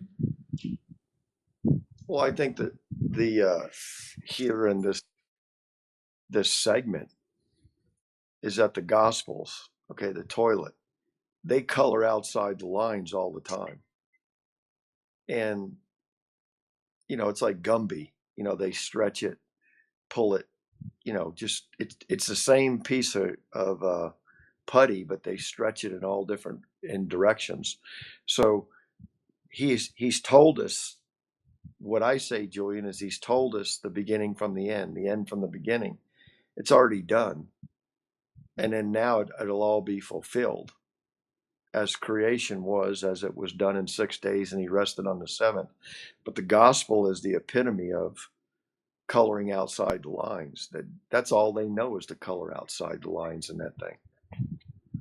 And again, there's obviously the prophets that come clarify a lot, all the things that the Torah tells us, right? And they add things that are much easier to see when the prophets, you know, kind of explain the vision of the evening and the morning and the evening, right? Hosea saying the children of Israel will be cut off, Daniel, the covenant in the middle of the week, right? All of these things are in the Torah, right? But the prophets make it easier to see. But the point is, it's consistent. It's not a new story, right? And then if you think about, just landing that point, if it's true that what Moses wrote is on the side of the ark, how come there's no instructions on how to move it when they move everything? Everything else has an explicit instruction on how it should be moved. And the reason it doesn't is because it's inside the box. Yeah.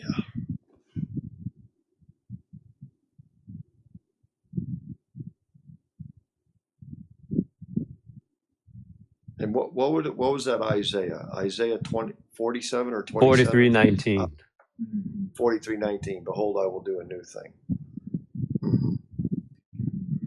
And I have it sticky noted to my wall, and I'm looking at it right now. I remember when you put that up there. Yeah, it's such a beautiful verse. Such a beautiful verse. Such a beautiful promise. Yeah.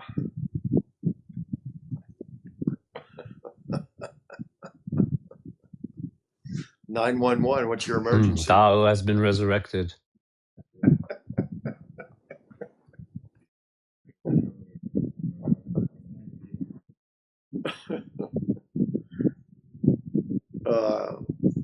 Well, I remember at work, it was in the 80s. I don't know, 87 or something like that. And we were doing something for the county. And I said, what's this thing going to be? And they said, it's a 911 call center. I said, what's 911? Oh, that's the new emergency system they're building all over the United States. I said, what does it do? Because when I was a kid, you had an emergency. You didn't, you just called your mom or dad. You didn't even have the number to the police or any of that. Yeah, well, I don't remember. But anyway, that's when I got introduced to 911 and they had to explain to me how it worked. You'll be able to dial these 3 numbers and you'll be able to get an ambulance or fire or whoever. So the builders were, they've always been building. Interesting. Call man instead of call Aho. All right, are we still going? And then get insurance too. Oh, yeah.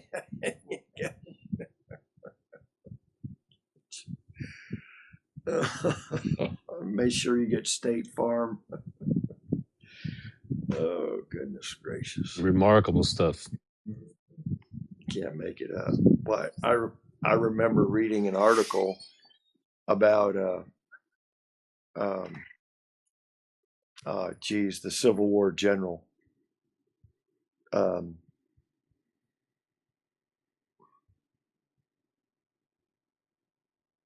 Can't believe I don't know his name. I want to say Sherman. That was the Union Army.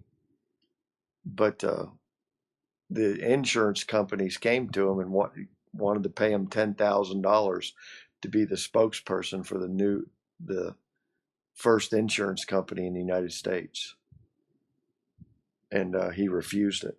He said, no, I'm not going to have anything to do with that. So nothing new under the sun. All right, where are we at in the articles in the 9/11? Oh, yeah. So we were just again. So it's David himself that's going to be resurrected, right? These 3 lies are designed to keep you from that truth, right? Allowed it because how can they serve other gods unless he allows the creation? He didn't allow Babel, but he allowed these. And then obviously what we're moving towards is what they showed us on 9/11 with these 3 towers. And the builders have never stopped building. Yeah. And so 9/11, which was the Feast of Trumpets, that Tuesday is always the Feast of Trumpets. And so it was the Feast of Trumpets. Notice it looks like 32 years um, prior to the end of the story, right? If it is March 2033, right? Um, but let's examine exactly what took place on 9/11, because the three towers they destroyed tell you which towers are coming down and in the order. So let's look first at the South Tower. So as we discussed, the South Tower being slightly shorter than the North Tower represents Islam, the second largest faith. And Islam will be the one disillusioned first, right? In Islam, right, they're waiting for JC to return before the day of judgment to defeat the Antichrist and establish peace. But if you look at Albert Pike's Third World War prediction, the final conflict is between Zionism and the Islamic world. And the prediction is that it will devastate the Muslim world. And obviously, when that occurs and JC never comes, the Antichrist is not defeated. And remember how they view Zionism, right? I'm sure in their theology, Zionism is the Antichrist, right? They're obviously going to be disillusioned. And notice something really interesting, that the South Tower didn't get hit first. The North Tower got hit first. And notice the North Tower, the largest tower, is Christianity. Okay. And so you look at that. The North Tower was hit first, but the South Tower falls first. The blow aimed at America, right? 9/11 itself, or the story that they tell, right, actually launches the start of the wars that begins to destroy Islam. And obviously that's going to accumulate here with this final conflict. And you notice it's the same story that they're telling us, right? We got to protect the world from terrorism, right?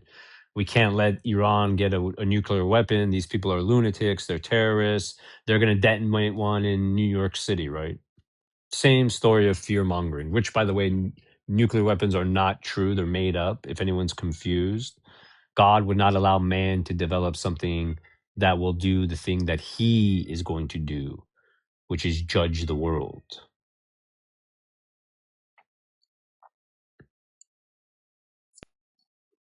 Is that why they call it the Manhattan Project? That's a good question. Yeah, that's good. I mean, we should put that in gematria. But so now notice, right? The second tower to fall on 9/11 was the North Tower, Christianity. So this tells us that Christianity will be the second Abrahamic faith to be disillusioned. And I'm assuming that's going to take place when all those plagues destroy this place. Right? Remember, most Christians believe that America is blessed by God as the Christian, the beacon of Christianity in the world. And so when it's reduced to ashes by signs and wonders, what are people who believed in Christianity and America's role as the beacon of Christianity, the country that took the gospel all over the world, how are they going to respond to that? And then finally, building 7, the shortest of the three, the one that falls last. And notice it was never, quote unquote, hit by a plane. It collapsed on its own from within. Because Second Temple Judaism is expecting all of these conflicts. Right? If you look, they actually believe they are living in Gog Magog right now because they jump over the second Exodus. They jump over the resurrection of the Messiah, the regathering, and the second Exodus. And they go straight to Gog Magog, and they think the Messiah is going to come save them from World War III. So they're expecting the war. What collapses their tower, what collapses their faith is not the destruction. It's the silence after, right? That nobody comes to save them. And you can see this in Pike's letter, which I'm happy to read if you guys want me to read it. And my question, and what did building 7 house? It housed all the gold and the silver and the monetary system, is basically what it did. Is that true? I've never heard that. I know it had the records. It had the records of, I want to say the money that the Pentagon announced the day before they had lost, if I remember correctly. But I never had heard that there was actually gold and silver in there. Yeah, there was. Well, let's say there was allegedly, you know, a large sum of gold and silver was housed in there, and they never found it allegedly. Which I don't think it was there, but anyway, they say it was there, but they couldn't find it. It all melted away or something. Go ahead and read Pike's letter. Hold on, I want to ask our good friend Ibai Q-Chi. Do you mean that 9/11 is the Ethiopian New Year?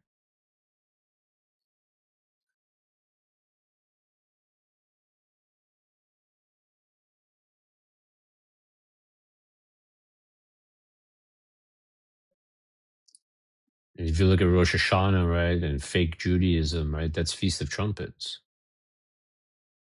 Really, really fascinating. So thank you so much for sharing that.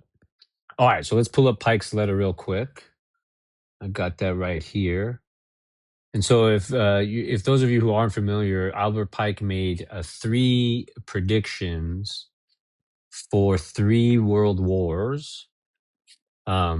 And obviously, the first 2 he did get correct. Nobody can confirm when these were written. But the point isn't when they were written. The point is what the letter contains. So I'm just going to read Pike's prediction. This is Albert Pike, Grand Master of the Scottish Rite arm of Freemasonry. That is the 33 degrees. That is the American branch of Freemasonry. And so these were his words, allegedly. The Third World War must be fomented by taking advantage of the differences caused by the agentur of the Illuminati between the political Zionists and the leaders of the Islamic world. The war must be conducted in such a way that Islam, the Muslim Arabic world, and political Zionism, the state of Israel, mutually destroy each other. We shall unleash the nihilists and the atheists, and we shall provoke a great social cataclysm, which in all its horror will show clearly to all nations the effect of absolute atheism, the origins of savagery, and of most bloody turmoil. Then everywhere the people will be forced to defend themselves against the world minority of the world revolutionaries and will exterminate those destroyers of civilization and the multitudes disillusioned with Christianity, whose spirits will be from that moment without direction and leadership and anxious for an ideal, but without knowledge where to send its adoration, will receive the true light through the universal manifestation of the pure doctrine of Lucifer, brought finally out into public view. A manifestation which will result from a general reactionary movement which will follow the destruction of Christianity and atheism, both conquered and exterminated at the same time. And I just want to emphasize that book that I referenced earlier, The Externalization of the Hierarchy, talks about the same exact plan. Isn't it crazy how Freemasons can be like so far deep into like idolatry or sin, I guess, but they can also like say these things about their own people. Like they said, the exterminators of civilization or whatever are going to be Oh overthrown. This yeah, is yeah, literally yeah, the yeah. Masons. They talk about themselves, yeah, because they just It's a so thing. weird though to me. Everything is they understand that everything is just a pawn. It's an ends to a means, right? It's a means to an ends. That's all it is, you know. It's And like, that's what's the so point? they don't care. For them, it's all about whatever it takes to get to the end goal. And you can see that with things like 9/11, right? You know, somebody has to decide to execute on that plan, right? And I think that's a great example that it doesn't matter. It's whatever the ends justifies the means. That's their ideology. That's their theology.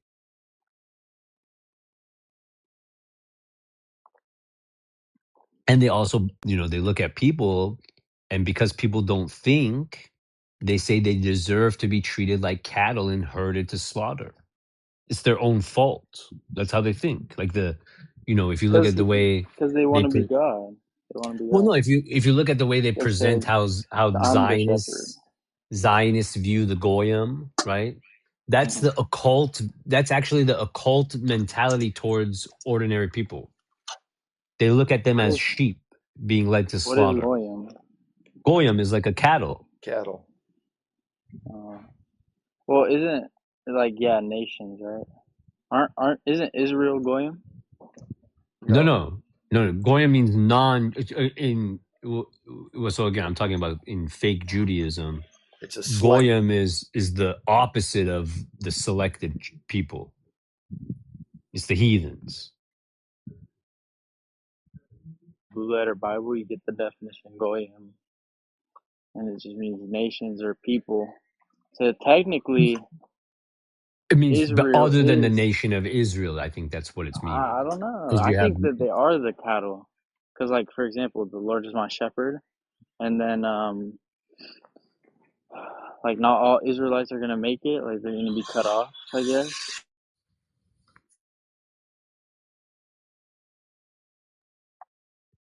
Like what is it? The valley of slaughter, and like there are like sheep led to the slaughter. Valley of Like Jehoshaphat. he's talking about. Right, but in this context, goyim is like a subhuman. It's like the way that the Germans treated the Jews. They were rats. Don't you think that's So, how like Israelites got treated though? oh yeah, no, you're exactly right. But I'm And just don't you saying, think that's how like God treats His own people? Because like who He loves, He corrects. So like well, the worst of them, even though they're like bad, if He loves them, He'll put His hand on them 10 times harder, yeah, even but if they're good. I mean, you're correct, but we're talking about two different things. Judaism, okay, the fake Jews, they look at everybody else as goyim, as cattle. You can just what's going on in the Gaza right now, the way that they're treating Gaza that's because they call them goyim, cattle rats. allegedly. I just want to put it Oh yeah, allegedly, just in case it is actually Wag the dog. oh you're right. You know, You're but right. yes, very good point. That I mean, that narrative is there for a reason. Yeah, so the goyim is just I'd be okay being herded, you know, by the Most High, because that's at the end of the day, no matter who's Sure, leading them, but it's that's not still how they're His word. referring to it, brother. They're referring it to it. But They're referring to it that's as the like. referring people who don't use their brain to slaughter. That's what they're No, referring to. that's basically what it is. Like they want to be God, they can't be. But I don't That's know. where again. That's why. Where did they select 322 from? Right. If that is the comes from Genesis 3:22, where that's exactly what their ideology is. Genesis 3:22 Do you think is the ideology Adam and of the Eve? occult. Do you think Adam and Eve knew about masonry or like the occult? Like, do you think that's what the knowledge of good and evil was? Uh, the idea of Babel and building your own way had entered the world. Yes, Do you I would think that's what assume. knowledge of good and evil was? Because like, look how Albert Pike was speaking. Like, he's obviously a wicked man, and even in his own eyes, he has to admit it one day, right? But in God's eyes, especially. And then he's over here like speaking good, like with a good, smooth tongue about Masons and all that. So I feel like that's like like, I don't know if this is the right word, but the epitome or definition of knowledge of good and evil.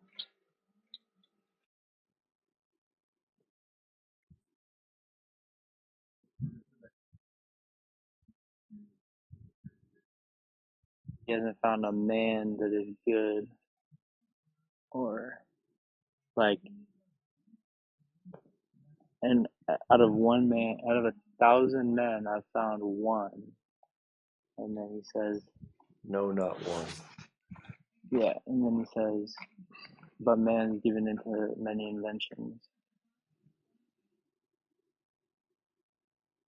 Yeah, but again, that you're right. But in this context, we're looking at the opposite of what they how they look upon the goyim, and I'm sure it's how God looks at us.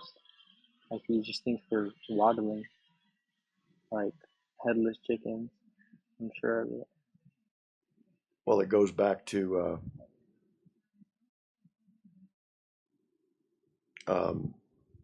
the stupor, the great stupor. You know, in chapter 24 of Jasher, how do I know when Baruch, Baruch. or I'm sorry, second Baruch, how do I know when all this stuff happens? And he says, when you see the great stupor fall upon the whole earth, that's when everybody just, What does that mean, stupor? oh, you have to look it up. But Like the stupor, great stupor. the stupor means like brain dead, zombie, incoherent. Oh, like talking about Trump almost? Well, talking about the way the people are, that you can lead and do anything with it what you want. They believe anything, but it's trying to say that the people are brain dead. They're on life support.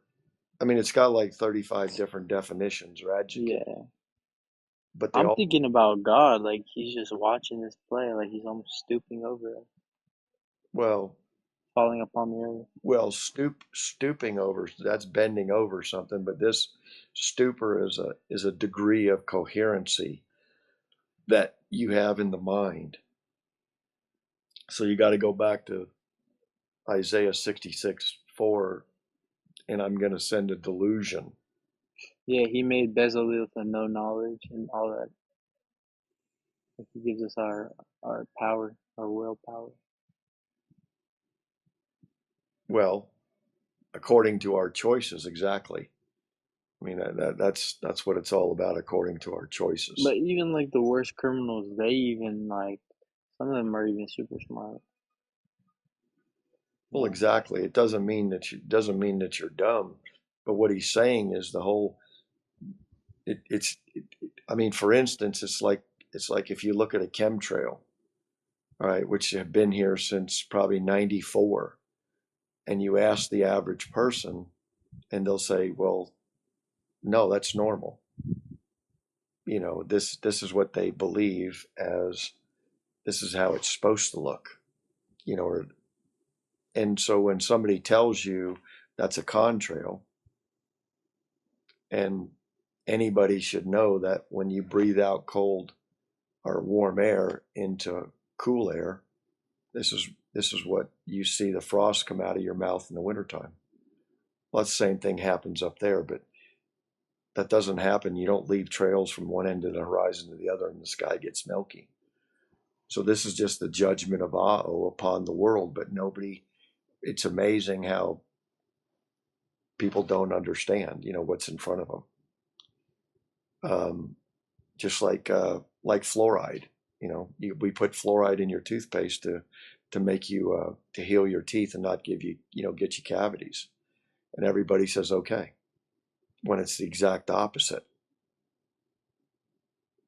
So anyway, that's a stupor. That to me is you're incoherent to the truth of the word of Ao. So what happens is the stupor falls upon you, that you believe all this foolishness of the world. It's slightly above a comatose state. Okay, and that's slightly above a comatose state. Well, a coma is when you're incoherent, so it's just before you fall into that state. It means brain dead. it means the lowest of lows of an intelligent or understanding, I guess is what they're trying to tell you. But you can be, unlike a coma, you can be aroused out of it by a loud, jarring sounds, like a trumpet, for example. Yeah. Well, that makes sense. That makes perfect sense. It's I learned something a long time ago. If the whole world is doing it, it's not of your Father. It's very simple. So just ask yourself, is the whole world, doing religion? Yes, one form or another. As the whole world Christians, as the whole world believe you live on a ball and it's spinning through space? Yes. Did the whole world believe you went to the moon? Yes. I mean, the majority of it. That's a stupor, because the whole world is against it, is against our Father. Oh, it's very simple. They hate the truth.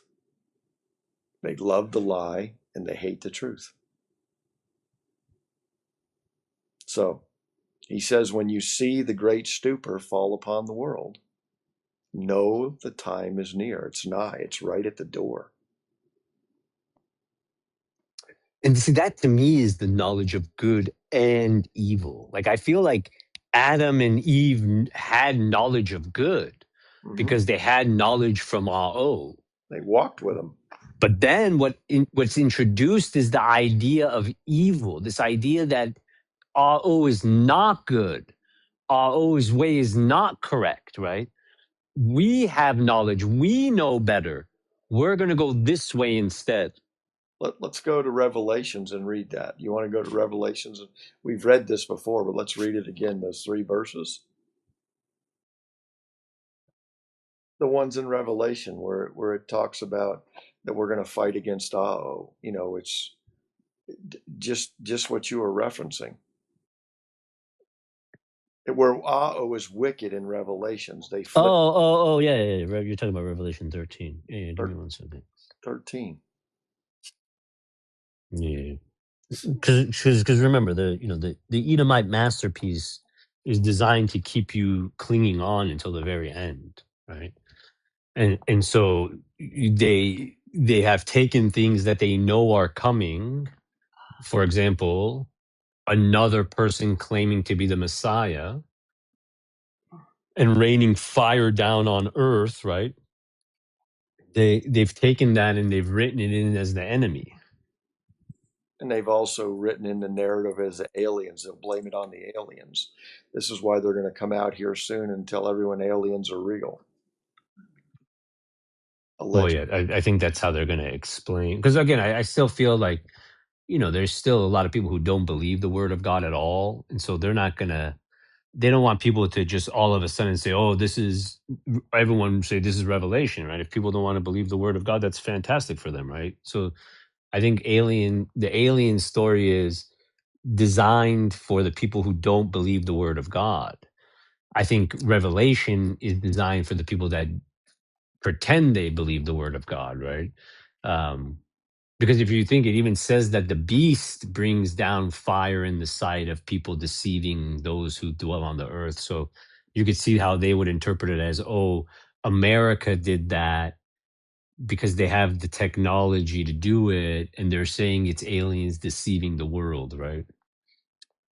But anyways, let's read it. So Revelation chapter 13. So just again to clarify, we're reading this from Edom's perspective. where the children of Israel and the nation of Israel is the enemy. Verse 11. Chapter 13, verse, should I start at verse 1 or just go to 11? Let's just go to 11 because All right, verse 11. Well, let me back up because remember, the children of Israel took the Canaanites to the sword, and the children of Israel led them to captivity. So now, this is again Edom speaking. Verse 9, if any man have an ear, let him hear. Verse 10, he that leads into captivity shall go into captivity. He that killed with the sword must be killed with the sword. Here is the patience and the faith of the saints. Notice what it's saying. Hold on, we're gonna get them. We're gonna get those Israelites. They took us into captivity and killed us. Don't worry, just wait a second. We're gonna get them. Verse 11. And I beheld another beast coming up out of the earth, and he had two horns like a lamb, and he spoke as a dragon. So to me, this is a direct reference to David's resurrection. The lamb imagery is the Messiah imagery, right? Coming up out of the earth. And he spoke like a dragon. He spoke like the Most High God.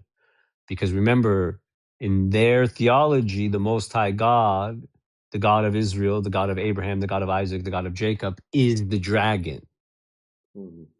Verse 12. Well, hold on a minute. But everybody in prophecy or revelations will tell you this is the U.S. where the U.S. USA, exactly. Yeah, exactly. Which is what I used to believe. Exactly. Yeah. 100%. Yep. And I think that's what they want you to believe. Yeah. Verse 12. And he exercises all the power of the first beast before him, the first nation of Israel that he put together. His first kingdom, Genesis 37:7, Joseph's first dream, right? Now it's the same power as that coming back, right? And causes the earth and them which dwell therein to worship the first beast, whose deadly wound was healed. Notice the nation of Israel, whose deadly wound was healed by God. Ezekiel 37 or 38, the dry bones, right? Mm-hmm. Okay, now notice what David's going to do. Verse 13. And he does great wonders, so that he makes fire come down from heaven from heaven on the earth in the sight of men. Verse 14, and deceives them that dwell on the earth by means of those miracles which he had the power to do in the sight of the beast, saying to them that dwell on the earth that they should make an image to the beast which had the wound by a sword and did live. So it seems like he's saying that they should go back to creating the nation of Israel, right? Making an image of the first beast, right? Verse 15, and he had power to give life to the image of the beast, that the image of the beast should both speak and cause that as many as would not worship the image of the beast should be killed. Brother, what's going to happen to people who reject Israel as God's chosen people and the reestablishing of that nation? Toasted. They're going to be killed, right? Yeah. Interesting. Verse 16. And David shall cause all, both small and great, rich and poor, free and bond, to receive a mark in their right hand or in their foreheads. Brother, where does God say to put the Torah? Ezekiel chapter 9. Yeah, sure. Exactly. Yeah. But even before that, though, just so we understand what that mark is, where are we supposed to bind the law? Oh, in our mind. And on our hand, right? That's why hand. the fake Jews bind these boxes to themselves, Saturn's boxes, the cubes. Exactly. They take the verses literally as opposed to let me actually have this guide my thoughts and actions. Yeah, exactly. Your thoughts and your actions. Okay, so you notice that David is causing the people on earth to receive a mark, the Ezekiel 9 mark, which is that I agree with God, that his Torah is life, and I'm going to allow that to guide my thoughts and actions. Well, and this is where all the foolishness is of the world. The mark of the beast. Don't take the mark of the beast. When you better have them. You better have the mark of because it's the mark of Ao. That's what they're talking about. Absolutely, hallelujah. Because, brother, what happens in Ezekiel 9 at the end if you don't have the mark? He said, kill everybody, man, woman, child, beast, everything. And those are his people, by the way. Start at my sanctuary. My house. Yes. All right. Continuing to verse 17, what happens to people who refuse, all of those who don't come to Goshen in preparation for the second Exodus? Verse 17, that no man might buy or sell, save he that had the mark, or the name of the beast, or the number of his name. So if you refuse to come to Goshen, you're going to be living in a time of trouble such as never was, which includes famine, pestilence, right? Plagues. Drought. What's the new virus? Hatavirus? Hatavirus, some whatever they're going to make up next. Who knows? The ticks? Some sickness of the Egyptians. Some sickness of the Egyptians. Okay, including the ones that they say that the ticks give to you. You know, my wife is so afraid of these things, and I always ask her. I say, "Are these not illnesses of the Egyptians?" Well, it's the magicians, the Egyptian magicians. Yeah. But I'm saying, according to the word of God, it should not afflict you if you walk with him. Yeah. So why do I care about these things that they create? You know what I mean? No weapon formed against me shall prosper. Isaiah 54:17, such a beautiful promise. You know, and another thing, I've really been pondering the book of Job. Because, it's the book of Job that people point to in the Tanakh to say that God will touch you even if you're walking with him. Yeah. And I have a problem with that. Well, so I don't know. It's something I gotta study. I gotta study it. But it's something that it's been bothering me because that's not God. That's not what God's word says. God's promises are very clear. Deuteronomy chapter 28, verses 1 through 14. That's what you should expect if you keep Torah. Doesn't it explain how, don't think of old? Don't, forget the things of old? Because I agree. I don't believe he would do something like that to anyone but Job, It just doesn't make, if Job is perfect and upright, as it says, right? It seems strange for God to reach out and touch him like that. Like if you look at when Satan tempts Abraham, what he does is he tries to discourage Abraham from following through with what God commanded him to do. Well, do you think that Job came out before Abraham?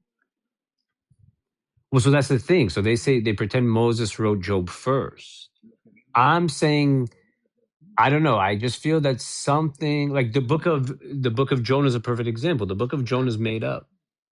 You think so? 100%. The belly of the whale? When JC says one greater than Jonah is here, one greater than Solomon is here, he's not lying. He's telling two truths. A bigger lie is here. And you think about Jonah. Jonah's that's the thing. That's what they point to. That as Jonah was in the belly of the whale. That's JC in the ground. Brother, how can a person live in a belly of a whale for 3 days and 3 nights? There's I don't know. It all goes back to it's not a Pinocchio style cavern, though. You know what I mean? It all goes back to Genesis 17. You would be in the intestines of the whale. Like you're not hanging out in an apartment inside of him. You know what I mean? I don't know.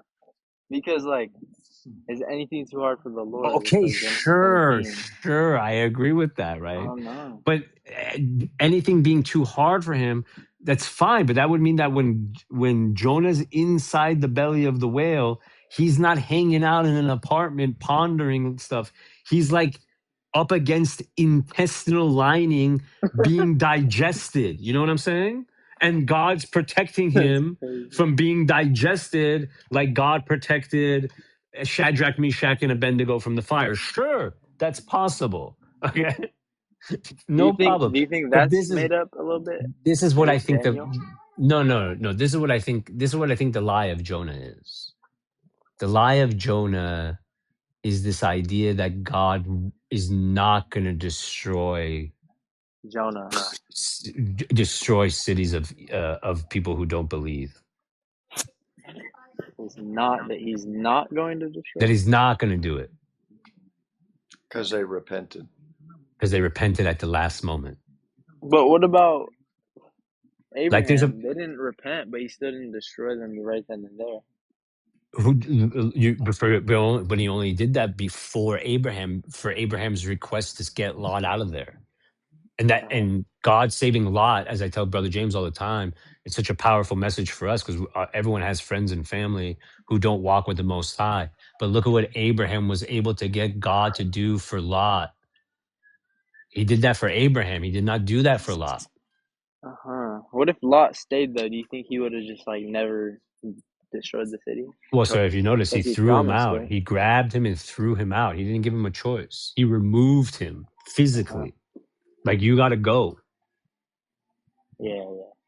Yeah, and I that's don't know. all of I've never Abraham. really read the book of Jonah, but I just know that it's so like I guess it's like it has God's name written all over it. Yeah, and then a prophet of God running away, running when called, right? There's just so many issues. I have so many issues.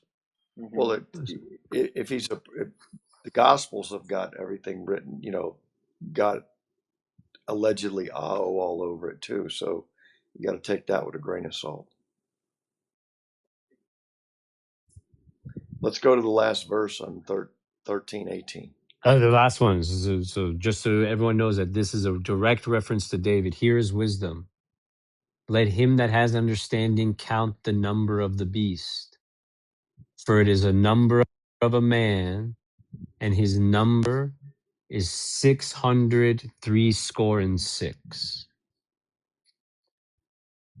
And if you go to Gematria and you put in the serpent bearer, lo and behold, the value is 666, which is 666. And David being the serpent bearer, right? Because he will have Moses' staff that churns into a serpent to confirm that he was sent by the Most High God. And where did Moses get his staff? It's referenced in is it in 4?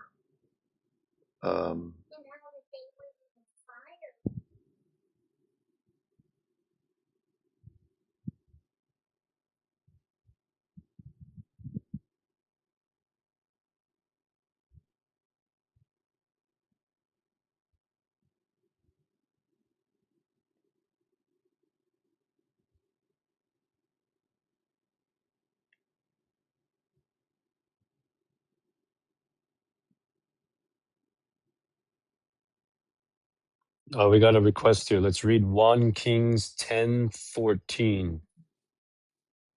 1 Kings. Then I wanted to go back to Exodus 4:20. 1 Kings 4:14. 10:14. Oh, 10.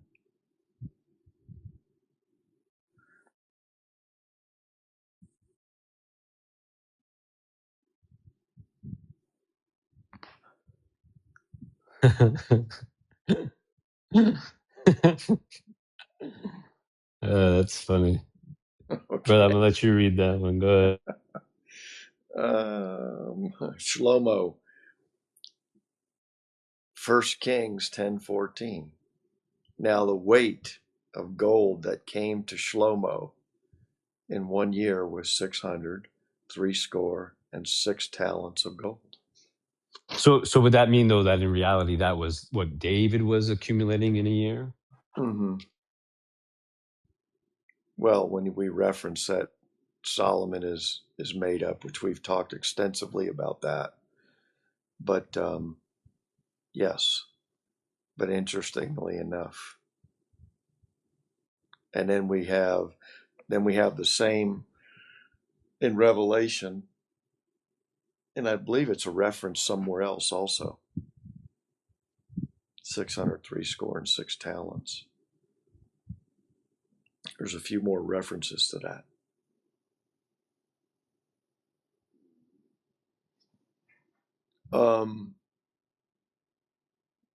Exodus 4:20.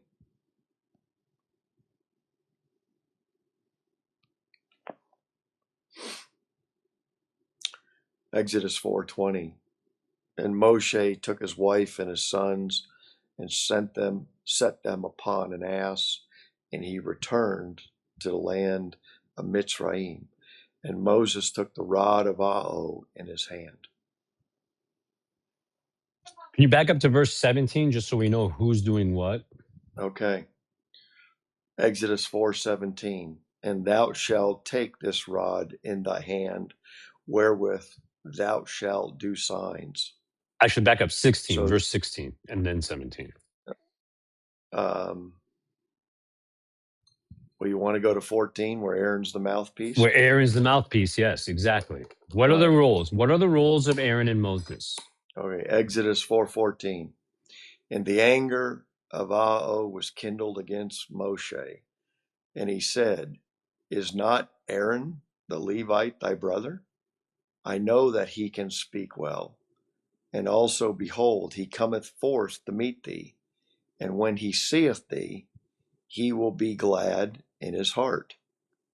So Aaron was angry with Moses because he was saying, hey, I stutter. And he was making excuses. Exodus 4:15. And thou shalt speak unto him and put words in his mouth, and I will be with thy mouth and with his mouth, and will teach you what you shall do. 16. And he shall be thy spokesman unto the people, and he shall be to thee instead of a mouth, and thou shalt be to him instead of God. Verse 17. And thou shalt take this rod in thy hand, wherewith thou shalt do signs. Verse 18. And Moshe went and returned to Jethro, his father-in-law, and said unto him, Let me go, I pray thee, and return unto my brethren which are in Mitzrayim, and see whether they be yet alive. And Jethro said to Moses, Go in shalom. Verse 19. And Aaron said unto Moses in Midian, Go return into Mitzrayim, for all the men are dead which sought thy life. Verse 20. And Moshe took his wife and his sons and set them upon an ass, and he returned to the land of Mitzrayim, and Moshe took the rod of Aaron in his hand. So I think next week, brother, we're gonna go over. We'll read all of this and demonstrate, because it's really important for everyone to understand that Moses is the high priest. It's Moses' staff.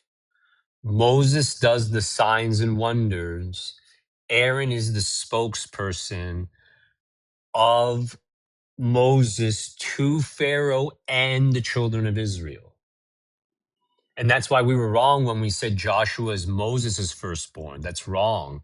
Joshua must be Aaron's firstborn son, because Moses' children would have taken the priesthood. Gershon, right? If it's Gershon would be the high priest. So I know they pretend that God killed Aaron's kids. So putting that aside, Who is it? Is it Phineas? No. Eleazar? Is it Eleazar? Who's Aaron's son that becomes actually the high priest? Eleazar. So that's Moses' firstborn. Mm. And Joshua is Aaron's, because notice Joshua continues to be the role of the spokesperson and not the role of the high priest. And so next week, what we can do is we'll read Exodus correctly so we can see very clearly that it's Moses' staff and that David, the Messiah, is Moses' direct lineage. And also we contend that as the scripture says in Genesis, that liked to walk in the garden in the cool of the day. So that staff was handed down to Adam all the way to Moshe, to Noah, to Moshe. I should say Noah, Shem, Abraham, Isaac, Jacob, Joseph, Joseph, Ephraim. It's gone down the lineage the whole way. This is why it's the authority. It's the authority of the high priest to carry which is, it's the representation of the Torah, of his word. It's the power. And very likely that actually what David used to kill Goliath was not a slingshot, but rather the staff. Yeah. Again, hiding, changing the narrative, changing Moses and Aaron's roles. All of this is designed so you don't see the perfection of God's word and the symbolism of that almond branch staff that sprouts in Numbers 17:10. Right? That's Da'o. That's Da'o's resurrection. Yeah. And So next week, let's do that, because I think that's a really powerful teaching. And where does it all accumulate or culminate at? The ending of this is Psalms 23. So let me read Psalms 23 right now. Psalms 23 verse 1. Hold on, I got it. This is David's. 23? Yeah, this is David speaking here. Yeah, this is my favorite verse. So I'm gonna read it if that's okay. Go ahead. All right. Let me know if I mess up. The Lord is my shepherd; I shall not want. He makes me to lie down in green pastures. He leadeth me beside the still waters. He restoreth my soul. Yea, though I walk through the valley of the shadow of death, I will fear no evil, for thou art with me. Thy staff and thy rod, they comfort me. Thou preparest a table before me in the presence of mine enemies. Thou anointest my head with oil, my cup runneth over. Yea, surely goodness and mercy shall follow me all the days of my life, and I will dwell in the house of the Lord forever. Forever. Yeah. Forever. Hallelujah. Hallelujah. And the only thing I could say there is in verse 3, you just read, he restores my soul, but to finish it, he leadeth me in the paths of righteousness for his name's sake. Yeah, okay. That's all right. He leads me in the paths of righteousness for his name's sake. So where we're drilling down on here is it says, when David says, yea, though I walk through the valley of the shadow of death, this is David in the grave, I will fear no evil, for thou art with me. Ah's with me. Thy rod of and thy staff, they comfort me. This is the rod that was mentioned in Genesis 4:20. When he says, take the rod of Moses had it, and it's been trickled down from Adam all the way to David, the Messiah. You mean Exodus 4:20? Yeah, Exodus 4:20. I'm sorry. Yeah. So we can drill down on this next week on this, but they call it the rod, but that's a phallic symbol, so it should be staff. And actually, instead of thy rod and thy staff, it should say thy Torah and thy staff, they comfort me. Because why would you get an explanation of the rod and the staff, which are basically the same thing? So it should read, thy Torah and thy staff, they comfort me. And remember, every king was commanded to write out their own Torah. So David had his own Torah that he had written out by hand. Well, can you imagine, brother, when he knocks on your door and he's got you better beg him for the book. I got to pray for his understanding on how to understand the language first, but hallelujah. Oh, he'll give it to you. I found a verse called Job, in Job 12:22. He discovereth the deep things out of darkness, and bringeth out to light the shadow of death. Yeah. Well, He increaseth the nations and destroyeth them. He enlargeth the nations and straighteneth them again. it sure sounds like Job speaking. He's speaking of David in the future. Kinda, huh? Yeah. He taketh away the heart of the chief of the people of the earth, and causeth them to wander in the wilderness. Hosea 3 and 4 and 5, You where know how. there is no way. They grope in the dark without light, and he maketh them to stagger like a drunken man. Read that again, where he taketh away the heart of the Chief of the people of the earth, and causes them to wander in the wilderness where there is no way. Let me expound on that a little bit. When all the leaders, when all the builders of the world come face to face with David and understand it, they're going to crap their pants. Because now they're going to bow down. Their hearts are going to melt. But he was also talking about like taking David away, no? Like taking him away from the people. Like they're gonna abide without a king. Oh yeah, well that's two different things. But I mean, It's like a similitude. I get what you're saying. Where is this in Job? Job 12? Job 22 to the end, 25, I think. I mean, what chapter? 12. Yeah, 12. I want to read the whole chapter. Yeah. To take it in context here, but no, that's this beautiful. This is like one of my favorite chapters. He says, and Job answered and said, but no doubt, but ye are the people, and wisdom shall die with you. But I have understanding as well as you. I am not inferior to you. Yea, who knoweth not such things as these? I am one as mocked of his neighbor who calleth upon God, and he answereth him.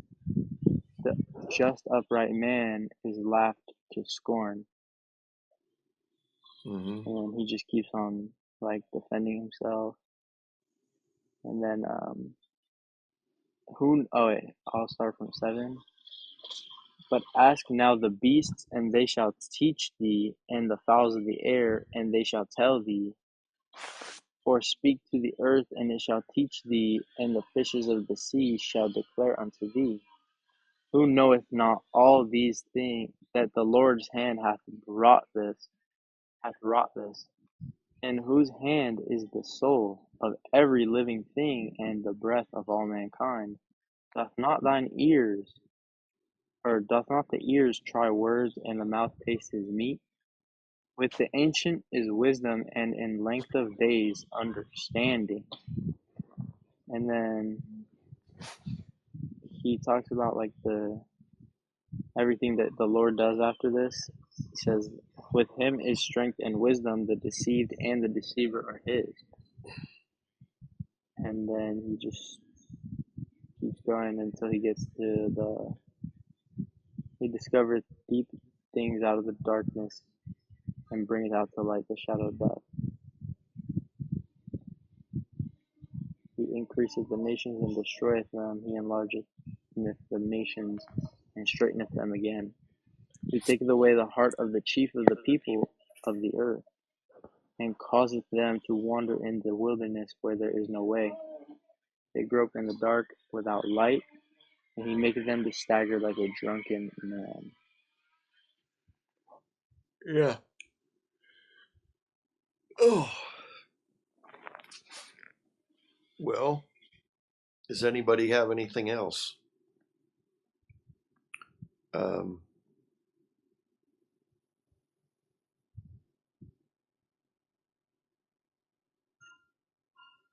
any questions or anything else? If not, we'll wrap it up. We're right at 2 hours and 34 minutes, unless somebody has something else.